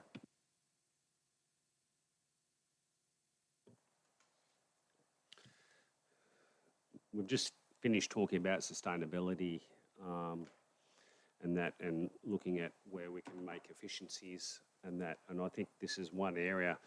I think by becoming a member of this City's Power Partnership, it's more about procurement and the power of buying as a collective. And it's also about having knowledge base outside of council. So areas where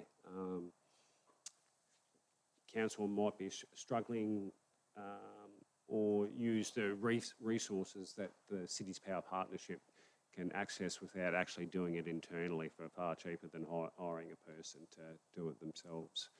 So I'll be supporting this membership tonight based on that. Thank you. Thank you, Councillor Lowe. Councillor Poulton. Reserve, Councillor Poulton. Other councillors?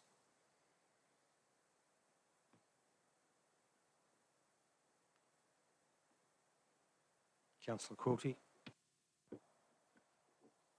Thank you, Mr. Mayor. In the past, we have been members of various groups and committees, and including the ones that allow for sustainability, and we have saved the resources by using that membership. This recommendation includes a lot more than just the first 3 points on renewable energy. It talks about sustainable transport, such as using public transport, cycling, etc., and the education and behavior influence elements. I will not be supporting this membership on the basis that our situation, especially with the sustainable transport and public transport, is unique and complex and requires decisions that may not call for, that may not benefit from membership in the City Power Partnership. I think that there are a lot of issues bundled in these recommendations and that we need to carefully consider on our own and for each individual merit of each point. So I believe that we should stay out of this membership. Thank you. Councillors, other councillors? Councillor Chamberlain. Yeah, I'm a little on the fence on this one. The recommendations of joining this group, I can see the positives in it. I can also see potential negatives in it. The list of things that we were going to take our 5 key actions from are basically things that we're going to do anyway. Therefore, there's no downside to that in regard to we're not going to have to commit to something that we haven't already committed to do. The only question I have still running around my mind, although I've been assured otherwise, and again the cynic in me comes out, as to what sort of pressure we might be getting put upon us, although I'm assured that it won't be the case, but to do some things that we won't necessarily think that are in the immediate advantage of our community, or even the long-term advantage in some cases. So hopefully there'll be some more discussion on this. for the next couple of minutes, and it'll tip me one way or the other, but we're about to find out. Thank you. Thank you, Councillor Chamberlain. Other councillors? Sorry, question, Councillor Lowe. Through you, Mr. Mayor, or to you, Mr. Mayor, through to the CEO, just can you remind me how much the membership is for this?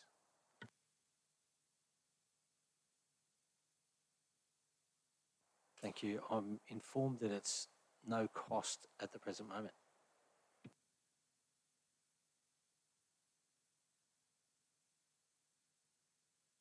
Other councillors? Councillor Hall?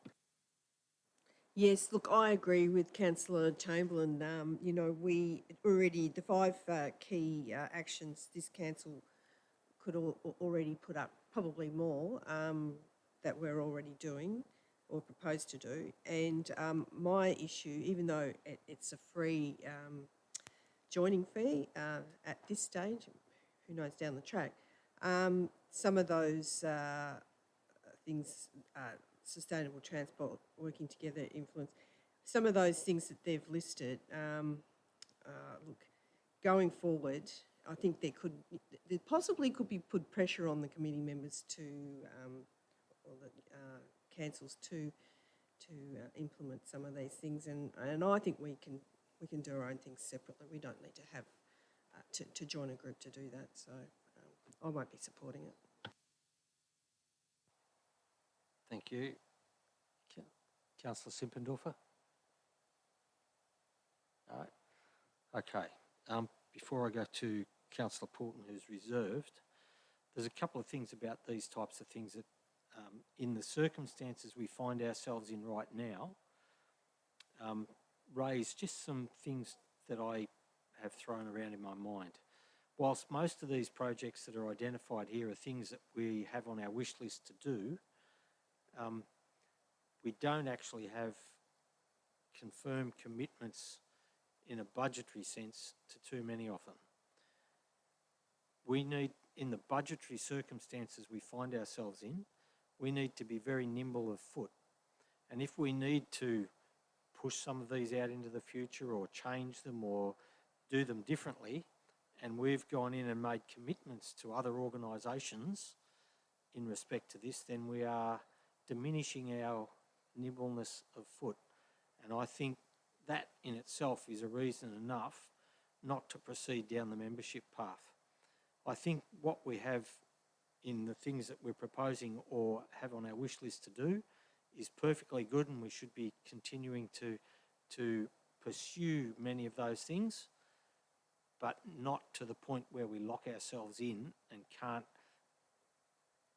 shift and change as we may need to, as we learn more about the different headwinds that we're facing in relation to our budgetary issues. Councillor Poulton, you reserved. Thank you, Mr. Mayor. I hazard to guess that we're coming up with excuses not to do something before we've even done it. That's what I'm hearing at the moment, is excuses not to do something before we've even actually attempted to do something. So again, back in March, the Sustainability Strategy 2022 to 2026 and the Climate Change Adaptation Action Plan 2022 to 2027, I'm hoping someone correct me if I'm wrong, but was unanimously supported by this council. And now we come to action point and we get cold feet, we get nervous, we don't do anything. We've eliminated price being a factor. I think the fact that if we faced some critical reason to not sign up to be delivering something based on financial sustainability of the organisation, no one can hate you for that. But for me, these things are steps to show that we've actually listened to people that we've consulted with, we've acted within legislation the Victorian government's put upon us. And here we are trying to find excuses, by the sounds of things, that's what I'm hearing, excuses not to do it. So if we were going to do these 5 steps regardless, or these are things that, isn't that just further reinforcing the fact that it's simple for us to join and take action and do our bit that we've told our community we would do? That's just sort of confused me a bit more hearing that. And just by the by, just with the sustainable transport, like the public transport around Wodonga and Albury and surrounds, there's plenty of it. But does anyone ever actually get told what time the timetables are and think front of mind that will be part of that process? I mean, that's a topic for another day, but I can't see any harm in this council supporting this. Yes, I can understand you'd be sceptical, but it's what we agreed to do back when we consulted with our community on these matters, was to take these actions as outlined in this report. Thank you, councillors. Councillor Lowe to close. Thank you. I'll just probably just urge, getting feeling for the room, but urge some councillors that may be sitting on the fence a little bit on this one, that to me there's nothing to lose but everything to gain. As the Councillor Porton pointed out, the advantages of the membership and the strategy, and yes, we are doing some of these things already, and we'll continue to do some of these things already. But by becoming a member,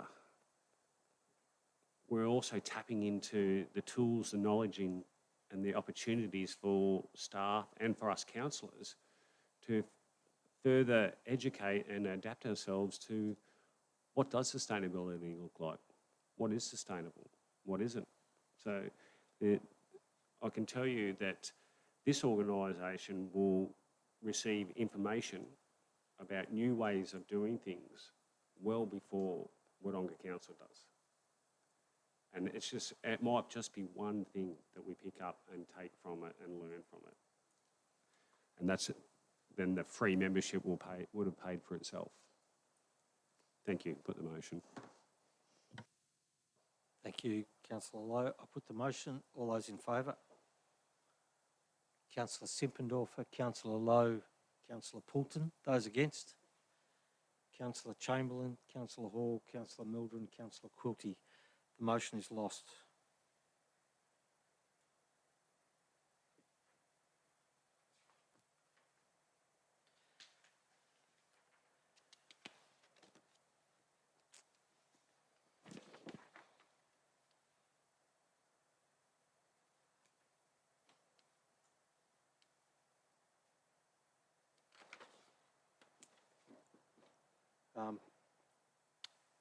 In light of the fact that the motion was lost, there is an opportunity for an alternative motion to give clarity as to this matter.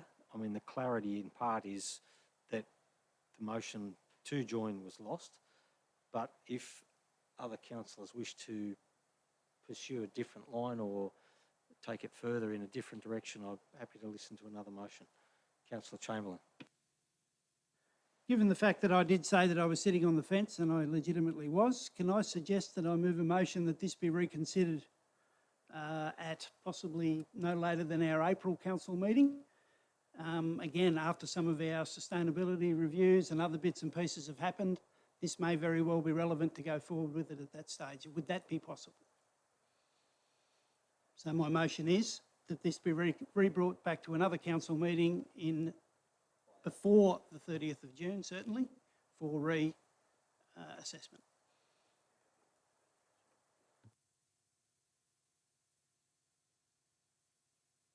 Do I have a seconder? Councillor Lowe?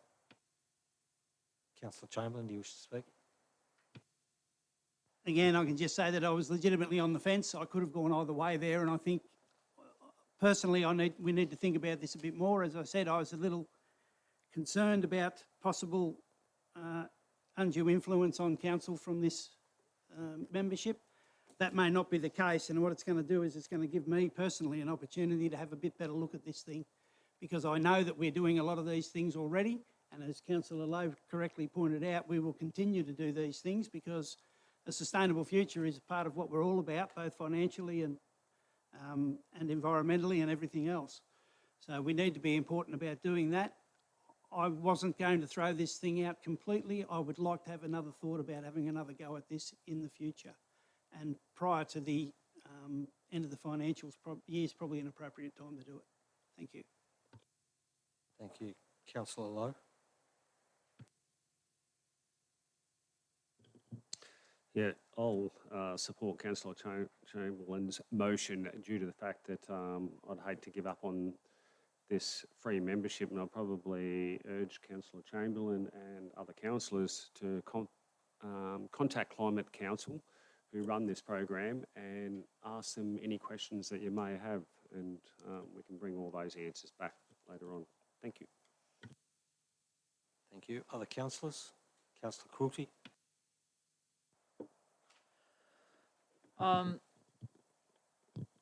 Not opposing the motion to review this proposed membership at a later date. However, I would suggest maybe we perhaps should clarify that the date and move it out to completion of sustainability review. It's a good idea to contact and get more information from the group from the body running this group. However, I think just thinking a bit longer and bringing it back, we've had time to think about it, as much information as we can collect. Like I said, a lot of points, a lot of issues to consider. So perhaps would the mover be willing to say upon completion of sustainability review? Councillor Quilly, the motion is for before the end, which is 30 June. That's when the reviews have to be finished by anyway. So that issue is already actually covered in the way the motion's worded.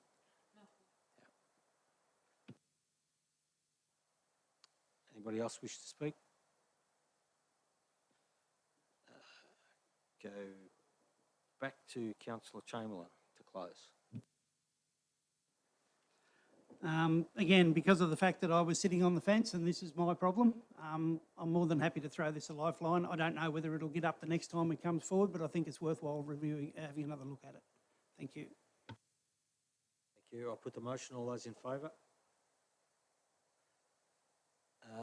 Councillor Lowe, Councillor Chamberlain, Councillor Mildred, Councillor Quilty. Those against? Councillor Simpendorfer, Councillor Hall, Councillor Poulton. The motion is carried.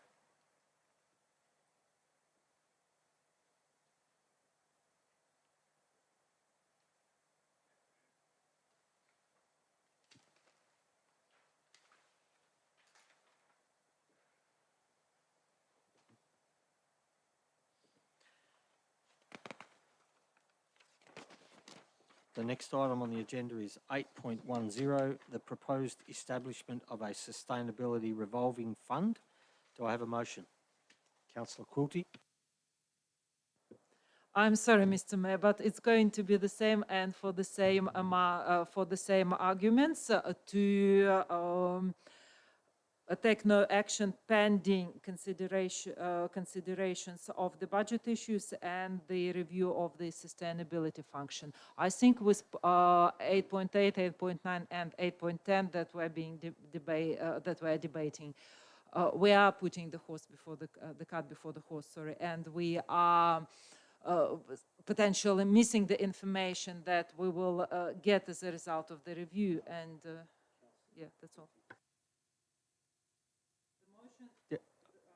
Yeah, got the motion that take no action pending the budget and sustainability review. Do I have a seconder? Councillor Hall, Councillor Quilty, you may speak. It's getting towards the end of this agenda. I think I said everything I wanted to say. I have presented my arguments for 8.8, Wodonga Sustainability Committee Charter, and I have the same reasoning for this one. I think we need the results of the review. I'm not suggesting killing it or taking it off the agenda completely. I'm suggesting getting the review, starting budget deliberations, and fully informed, or a lot more informed than we are now, having more arguments pro and con, delving into this and giving it a good consideration then. Thank you. Thank you. Councillor Hall. I'd like to defer, thank you. Yeah. Councillor Poulton, question?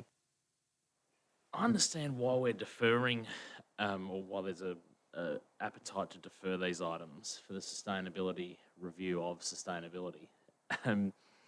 But so say it comes out that, you know, sustainability is money well spent for council, and we find that out on the 30th of June. How would we implement this? You'd have to wait another 12 months for another budget cycle to be able to implement something, wouldn't you? How do we plan to set that up? Councillor Poulton, the way the review processes have been described to us through the briefing, as I understand it, is that all of these review processes are designed to contribute to the budget that we're in the process of starting now. So in that context, I can only assume that the intent, and I do acknowledge that we may have some staff constraints in front of us, but I think that's being resolved. The intent is to have all of these things done and completed to make a full comprehensive contribution to the budget process, which I think is admirable, and I think it's the correct way we should be doing it. Follow-up question? So what's our assumption at this point in time in terms of setting budget principles to head into the planning process in relation to all these? What's the assumption? Because the assumption would either be that we will be told or receive feedback to carry on as we're going, or whatever it is that we can do, the recommendations, or the assumption will be that at some point we'll just scrap it and run and there won't be any requirement for this. That's sort of what I'm hearing the debate as. I'm just trying to get that clear. I think that's completely missing the points and the way that things have been presented to us. There doesn't have to be an assumption. There has to be data and information that comes out of these processes at the appropriate points in time to incrementally feed into the budget. We don't go into the budget with a preconceived thinking of what might come out of through the process of any of the reviews. I would be very disappointed if we did go in with preconceived ideas. We should be looking at these things in a dispassionate and straight up way that is neutral to everything until we get all the data that we need to receive through the proper process. I think the staff have been pretty damn good in telling us that through the processes that we've been in to date. So I at this point in time, I have reasonable confidence in the staff to actually get this right, because it's something that we've worked and talked about a number of times. So I don't think there are assumptions in the context that you're putting it in. I think we wait and we work on the data and the information that comes out of the proper process. Hope that answers the question. Other councillors? Councillor Chamberlain. Yeah, I just wanted to make the point that the motion tonight is in fact one of the options in the agenda. It is option 3. We had discussed the possibility of delaying this, probably more than the other two, to be fair. I don't necessarily think that this is a bad thing, but I think it's probably prudent to delay it until that review has been happened. Thank you. Other councillors? Councillor Lowe.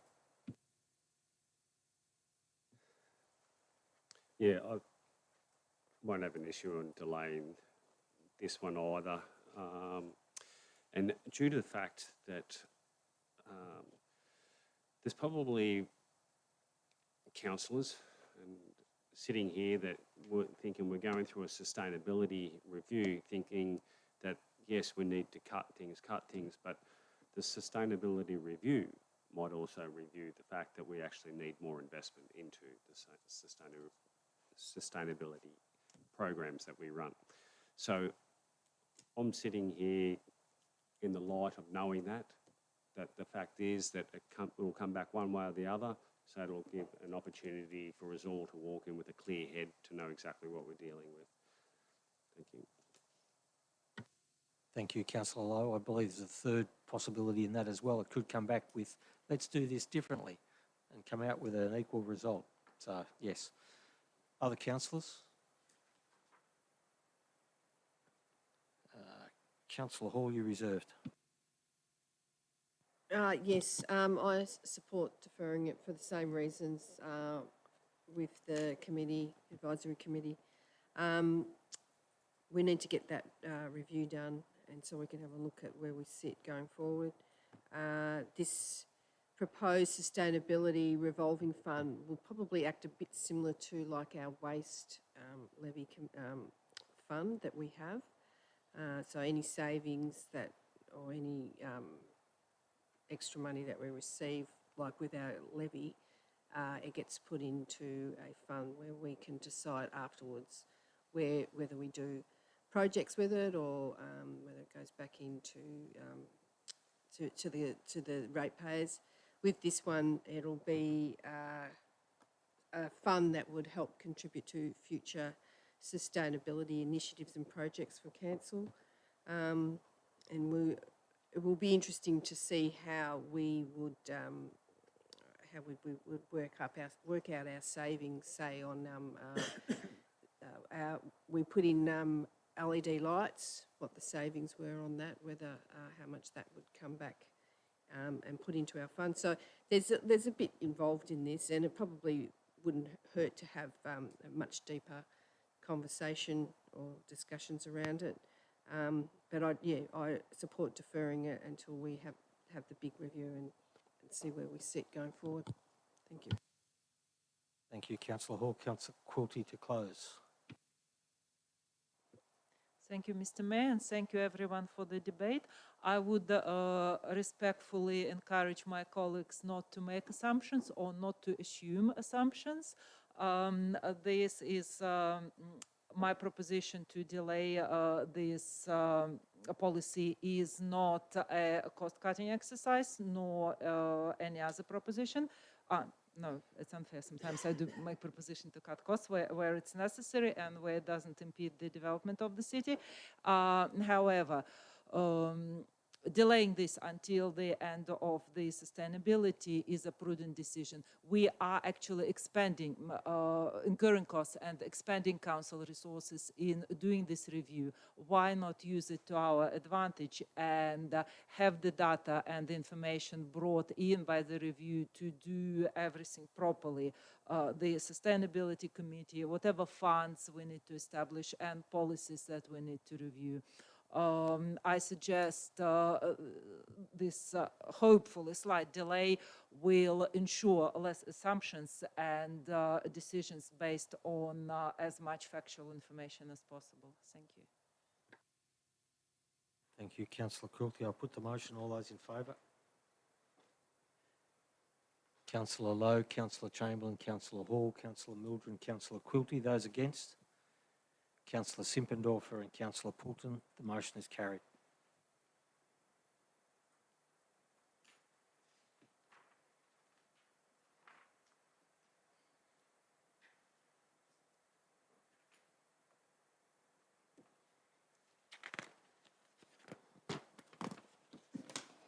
The next item is 8.11, Murray Regional Tourism Partnership Agreement. Do I have a motion? Councillor Chamberlain. On balance, as per recommendation, thank you. Do I have a seconder? Councillor Lowe, Councillor Chamberlain.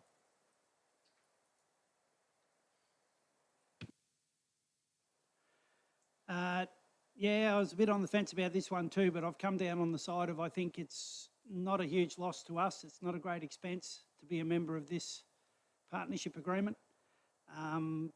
We are, strangely enough, and I know we live on the Murray, but we are aligned with Murray Regional Tourism Partnership rather than one of the other ones that might be perhaps more relevant, but that's not an argument for today. That's an argument for where the state government put us.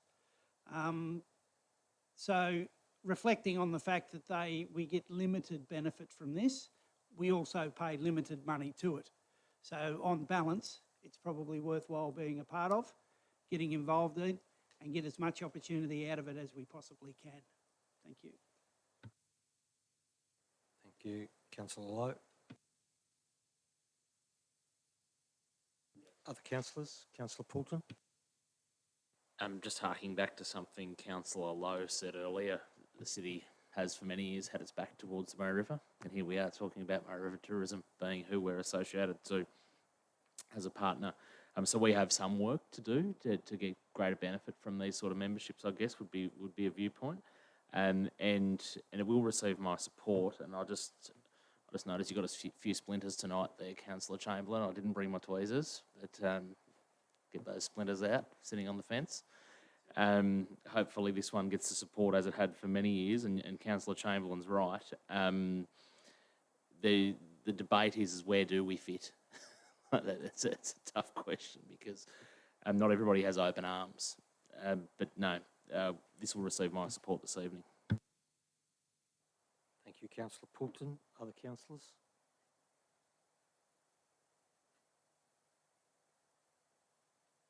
In that case, I think this sort of stuff, the money would be better spent by contributing it to the agreement we have with Albury City Council and getting on with it. Having said that, I understand the reasons why we need to be part of one of these organisations. And I think, as was said earlier, we're allocated this, in essence, from the government that say pretty much where we have to be members of. We don't get to say, well, let's be part of the North East or some other group. So in the context of that and the other things that that might flow through from it, I think I'll support it. But as a principle, I think we'd be better off if we contributed the money to Albury and we allowed Albury to choose whether they be a member or not, and we had our joint agreement, which is coming up next, and got on with the job. Councillor Lowe, you reserved.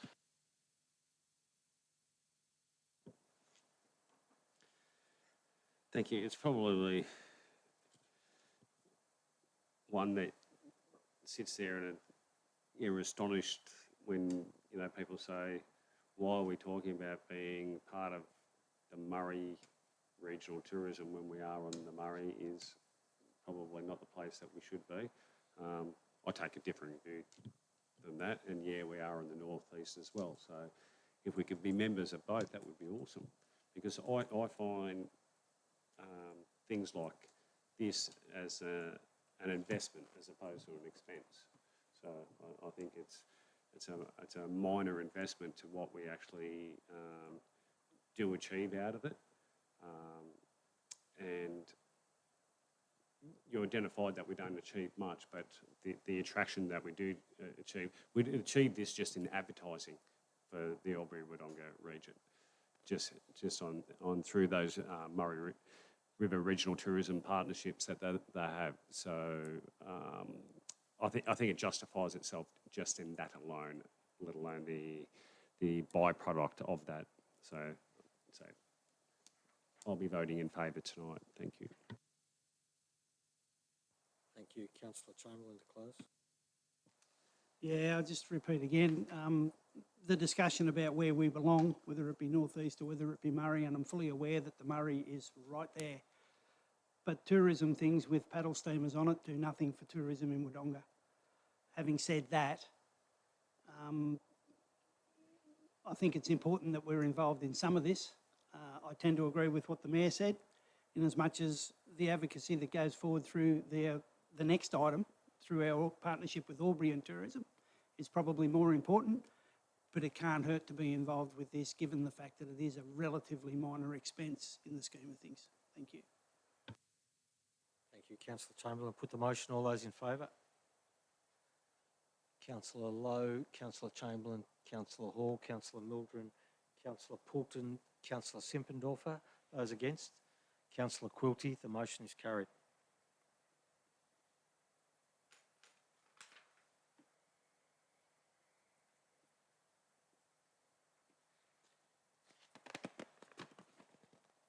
Moving on to the next item, as we've previously just referred to. 8.12 is Tourism Partnership Agreement 2024-2025. Do I have a motion? Councillor Chamberlain. As per recommendation. Do I have a seconder? Councillor Quilty. Councillor Chamberlain. As I've just stated, this is a partnership where we basically get together with Albury Council and we allow them to take the lead in our tourism advertising and so forth. What we've done in previous partnerships is we've basically reduced the staffing levels within this building in order to give our tourism the exposure that it's required. And to pull out of this partnership now, although I didn't necessarily agree with it at the time when it was first instituted, to pull out of it now would be a very difficult thing to do, given the fact that we would have to, again, set up our own tourism and advertising area within the council. And that, to me, would be a very inefficient use of resources. So at this stage, I'm promoting that we go ahead with this partnership as an extension, and we keep a very close eye on how they handle it for us. Thank you. Thank you, Councillor Chamberlain. Councillor Quilty. Reserve. Any other councillors wish to speak? Councillor Lowe. Yeah, I'll be voting in favour of it tonight too, because since its inception, we've worked collaboratively with Albury City Council, and so we should be. We've got the Two Cities, One Community partnership agreement, and also when we talk about tourism, we talk about tourism as a collective with Albury Wodonga. If you go to any Melbourne, Sydney, internationally, they know Albury Wodonga. They don't just know Albury, or they don't just know Wodonga. We're known as one. So to market ourselves as one would be stating the obvious, in my opinion. To have all the resources sitting in one place instead of duplicating is a no-brainer as well. So I'm fully supportive of this agreement and this funding for 1 year and beyond if it ever comes back up. Thank you.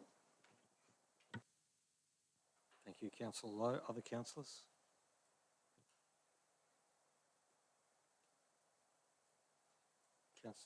Councillor Chamberlain. No, actually, we've got Councillor Quilty to reserve. Thank you, Mr. Mayor. I don't have much. Really, the partnership has worked reasonably well for us. Albury already has the infrastructure and the staff, and to change anything at this point would be unnecessary and costly and of a questionable benefit. I think it is fitting to extend it for 1 year, because we only have just less than 1 year left in our tenure, and the new council is going to decide what they are going to do about this. I will be supporting the extension for 1 year. Yeah, that's it. Thank you. Councillor Chamberlain to close. Yes, Councillor Quilty just stole my thunder, and as much as this is only for 1 year, by the time this comes back for review, there will most likely be a new council in both Albury and Wodonga, and it's appropriate that those new councils take this into consideration and move forward with it, or do what they will. Thank you. Thank you, Councillor Chamberlain. I'll put the motion. All those in favour? Carried unanimously.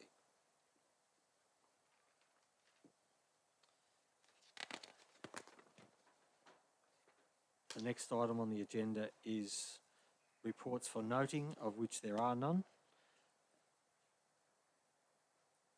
Item 10.1, record of councillor meetings.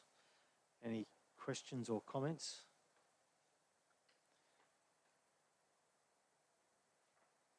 (10.2) Councillor decisions register.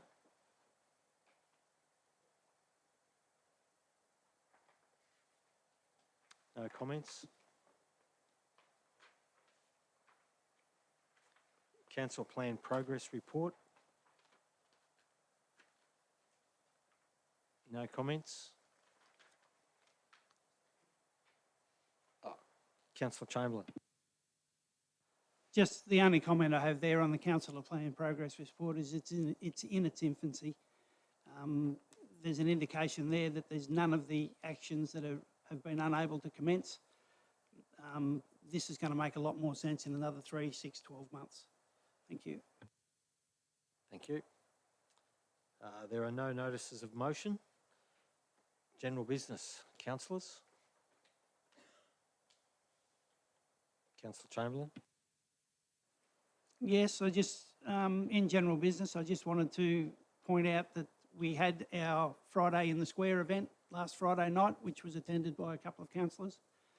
There was a bit of feedback in as much as we tried a couple of different things. There was some feedback that maybe this was good, that wasn't so good. And I'm sure that'll be taken on board by our excellent event staff. Almost everything they do is exemplary. You can't kick all the goals every time, but they do a pretty bloody good job, and I do appreciate it. And I'm sure our next one, because of the feedback they've taken on board, will be even better. Thank you. Thank you. Other councillors? Councillor Poulton. Just a quick congratulations to our colleagues across the river in Albury City. And I only just got inspired by this as we had that tourism conversation about, see both sides, visiting Albury and Wodonga. Bonza landed in from the Gold Coast for the first time today, as scheduled, on time, and left again. We're now connected to another major population, thanks to that asset over there, the way they conduct their business and do things on behalf of our city. So I just think it was a thing worth celebrating and mentioning, because as one of a few people that does frequent airports out of Albury, even though the fog and everything's very frustrating over winter, it's just another thing that makes Wodonga great, right, is having that on the doorstep to be able to successfully go and conduct business or leisure anywhere in the world within 2 flights. We're pretty lucky to have 4 capital cities plus 2 what you call major regional ones, I guess, serviced out of here, so we're pretty happy. Thank you. Other councillors? Councillor Simpendorfer. I hope I get the pronunciation of his name right, but Batarara, one of our local horticultural citizens, Victorian Young Person of the Year, significant award that he received just recently, I think yesterday or the day before. So congratulations. I've seen over my time in this council term some of the work he does, including on Christmas Day and the like. So congratulations to him, great recognition, and what an opportunity for Wodonga to go up in lights for a young person of the year in Victoria. Congratulations.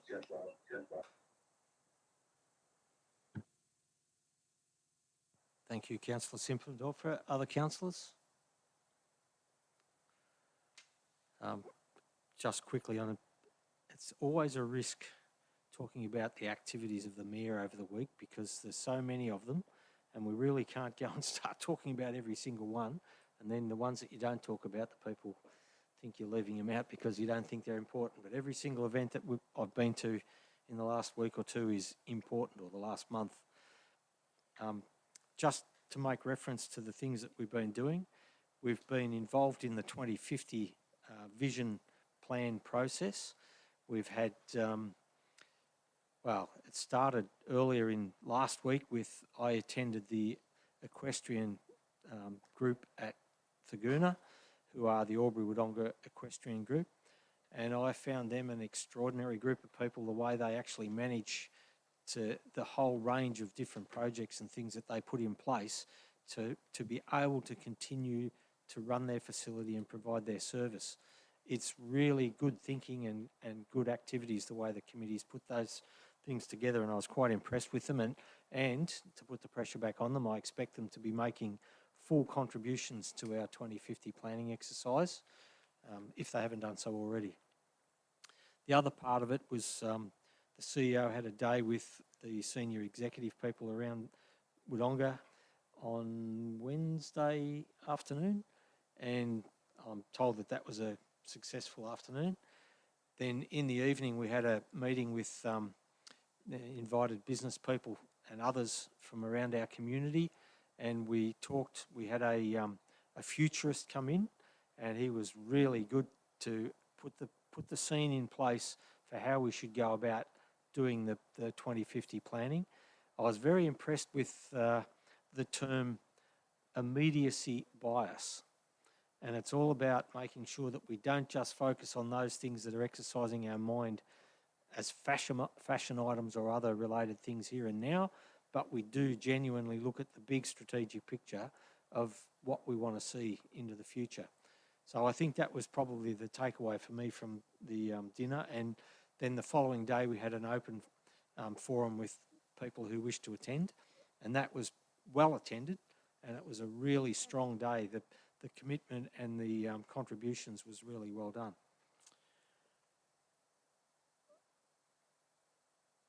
Any other general business before we move on? No? Okay. Yeah, well, thank you, Councillor Chamberlain. The 2050 planning process is going to take basically all the next year to put together. So we will be out in the community at various different organisations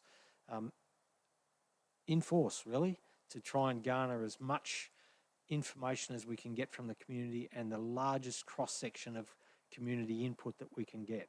It's really, really important that we get to every community sector and we get into the majority of community groups that we can get to. We're trying to do it on your turf, on the community's turf. We're trying to go to, you know, your committee meetings and so on to present what it's about and then leave you with some work to get back to us with what you see as the important things for our vision for 2050. There being no urgent late business.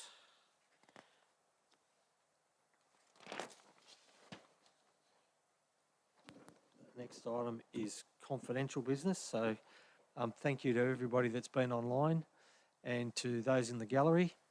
We now close the public part of the meeting and move into the confidential section. Can I have a motion to that effect? Councillor Poulton, Councillor Chamberlain. All those in favour? Carried unanimously. Thank you. We're now in confidential.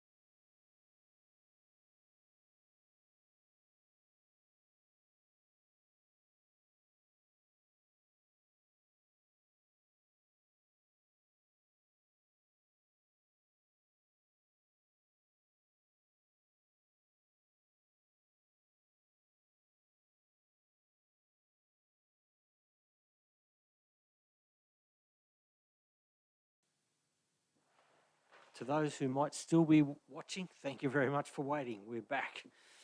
We've had a very lengthy conversation in confidential about some very important issues. And now, item 16.2, adopt the in-camera recommendations. Do I have a motion? Councillor Chamberlain and Councillor Hall. Councillor Chamberlain? Any other councillors? No? I put the motion. All those in favour? Carried unanimously.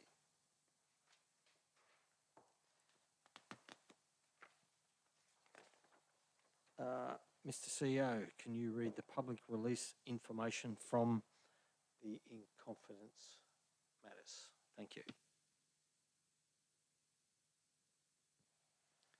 Thank you, Mr. Mayor. I'll deal with the original item 8.6 first, the proposal sale of land portion lot 4, Roche Drive, Logic.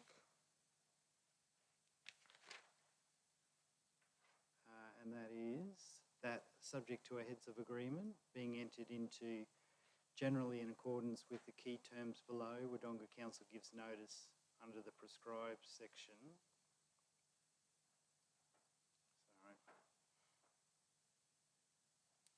114 of the Local Government Act 2020 that it intends to sell the land described as portion lot 4 located adjacent to Roche Drive, Barnawatha North, Logic. That the public notice stipulates that the persons may make a submission in respect of the proposal in accordance with Council's community engagement policy, and that the written submissions must be received no later than the date that at least 21 days after the publication of the public notice. 3, the Council receives a further report on completion of the public consultation period to determine whether to proceed with the sale or not. 4, the Council authorises the Chief Executive Officer to negotiate and enter into a heads of agreement with Vic Cairns Australia Proprietary Limited or a related entity purchaser for the sale of the land described as portion lot 4 located adjacent to Roche Drive, Barnawatha North, Logic. The key terms of the heads agreement shall be generally as follows. 1, price. The purchase price will be $1,537,900 exclusive of GST, based on a land area of 2.366 hectares. Deposit of 5% deposit of $76,890 exclusive of GST be payable on the day of sale. Settlement shall be within 24 months after the day of sale. And 4, approvals.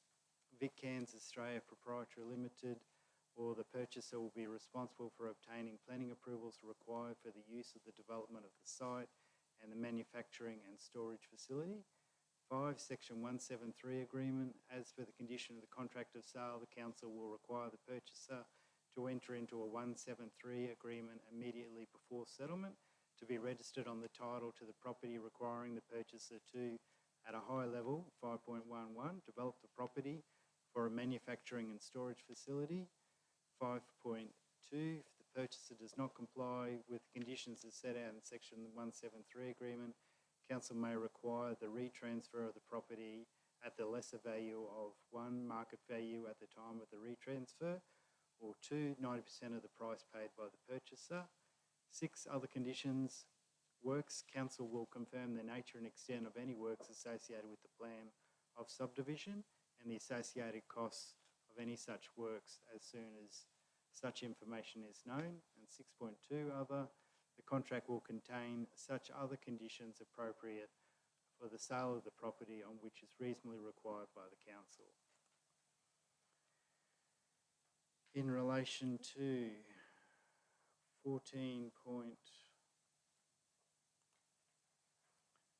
I'm going to hand over to the Director of Infrastructure to read that one out. Thank you, Mr. Schultz. Thank you, Matt. So the public recommendation states that subject to a heads of agreement being entered into and generally in accordance with the key terms below, Wodonga Council gives notice under Section 114 of the Local Government Act 2020 that it intends to sell the land parcels described as Lot 248 and 249 adjacent to Logic Boulevard / Baxter Whelan Road, Barnawatha North at Logic. Point 2, at The public notice stipulates that persons may make a submission in respect of the proposal in accordance with Council's community engagement policy, and that written submissions must be received no later than a date that is at least 21 days after publication of the public notice. 3, that the council receives a further report upon the completion of the public consultation period to determine whether to proceed with the sale or not. Point 4, that council authorises the chief executive officer to negotiate and enter into a heads of agreement with the purchaser for the sale of the land described as lots 248 and 249, adjacent to Logic Boulevard, Baxter Whelan's Road, Barnawartha North. The key terms of the heads of agreements shall generally be as follows. Price. The purchase price will be $2.1 million, exclusive of GST, based on a total land area of the 2 lots being 3 hectares. Deposit. A 5% deposit of $105,000 exclusive of GST will be payable on the day of sale. Settlement. Settlement shall be within 36 days after the day of sale. Approvals. The purchaser will be responsible for obtaining planning approval required for the use and development of the site for a manufacturing and storage facility. Section 173 agreement. As a condition of the contract of sale, the council will require the purchaser to enter into a Section 173 agreement immediately before settlement to be registered on the title to the property, requiring the purchaser to, at a high level, develop a property for manufacturing and a storage facility. If the purchaser does not comply with the conditions set out in the Section 173 agreement, council may require a retransfer of the property at the lesser of market value at the time of the retransfer and 90% of the price paid by the purchaser. Other conditions. Works. Council will confirm the nature and extent of any works associated with the plan of subdivision and the associated cost of such works as soon as such information is known. Other. The contract will contain such other conditions appropriate for the sale of the property or which are reasonably required by the council. Thank you, Mr. Schultz. In relation to item 14.3, proposed land sale purchases Formula Forage, Roche Drive Logic, Council's public resolution on the matter is that Council has agreed to retain the existing contractual arrangements with Formula Forage for Lot 3, PS 823624. In relation to item 14.4, proposed amendment to the settlement date 26 Stanley Street, Lot 2, CBD West. Council's public component of the resolution is the Council resolves to amend the date for the pre-commitment to for Lot 2, 26 Stanley Street to be no later than 7 June 2024. Settlement of Lot 2, 26 Stanley Street to be completed within 14 days of the pre-commitment to being confirmed. The Chief Executive Officer be authorised to sign all necessary documentation to put this resolution into effect, and that the Chief Executive Officer be authorised to rescind the contract for the sale of Lot 2 should the pre-commitment to not be confirmed by 7 June 2024. Thank you, Mr. Mayor. Thank you, Mr. CEO. In regard to the first one, where the recommendation was in the body of the public report, I would have accepted a statement to say as recommended. Yes, you could have mentioned that earlier. Thank you. Sorry. There being no further business, I declare the meeting closed at 9:47. Thank you very much.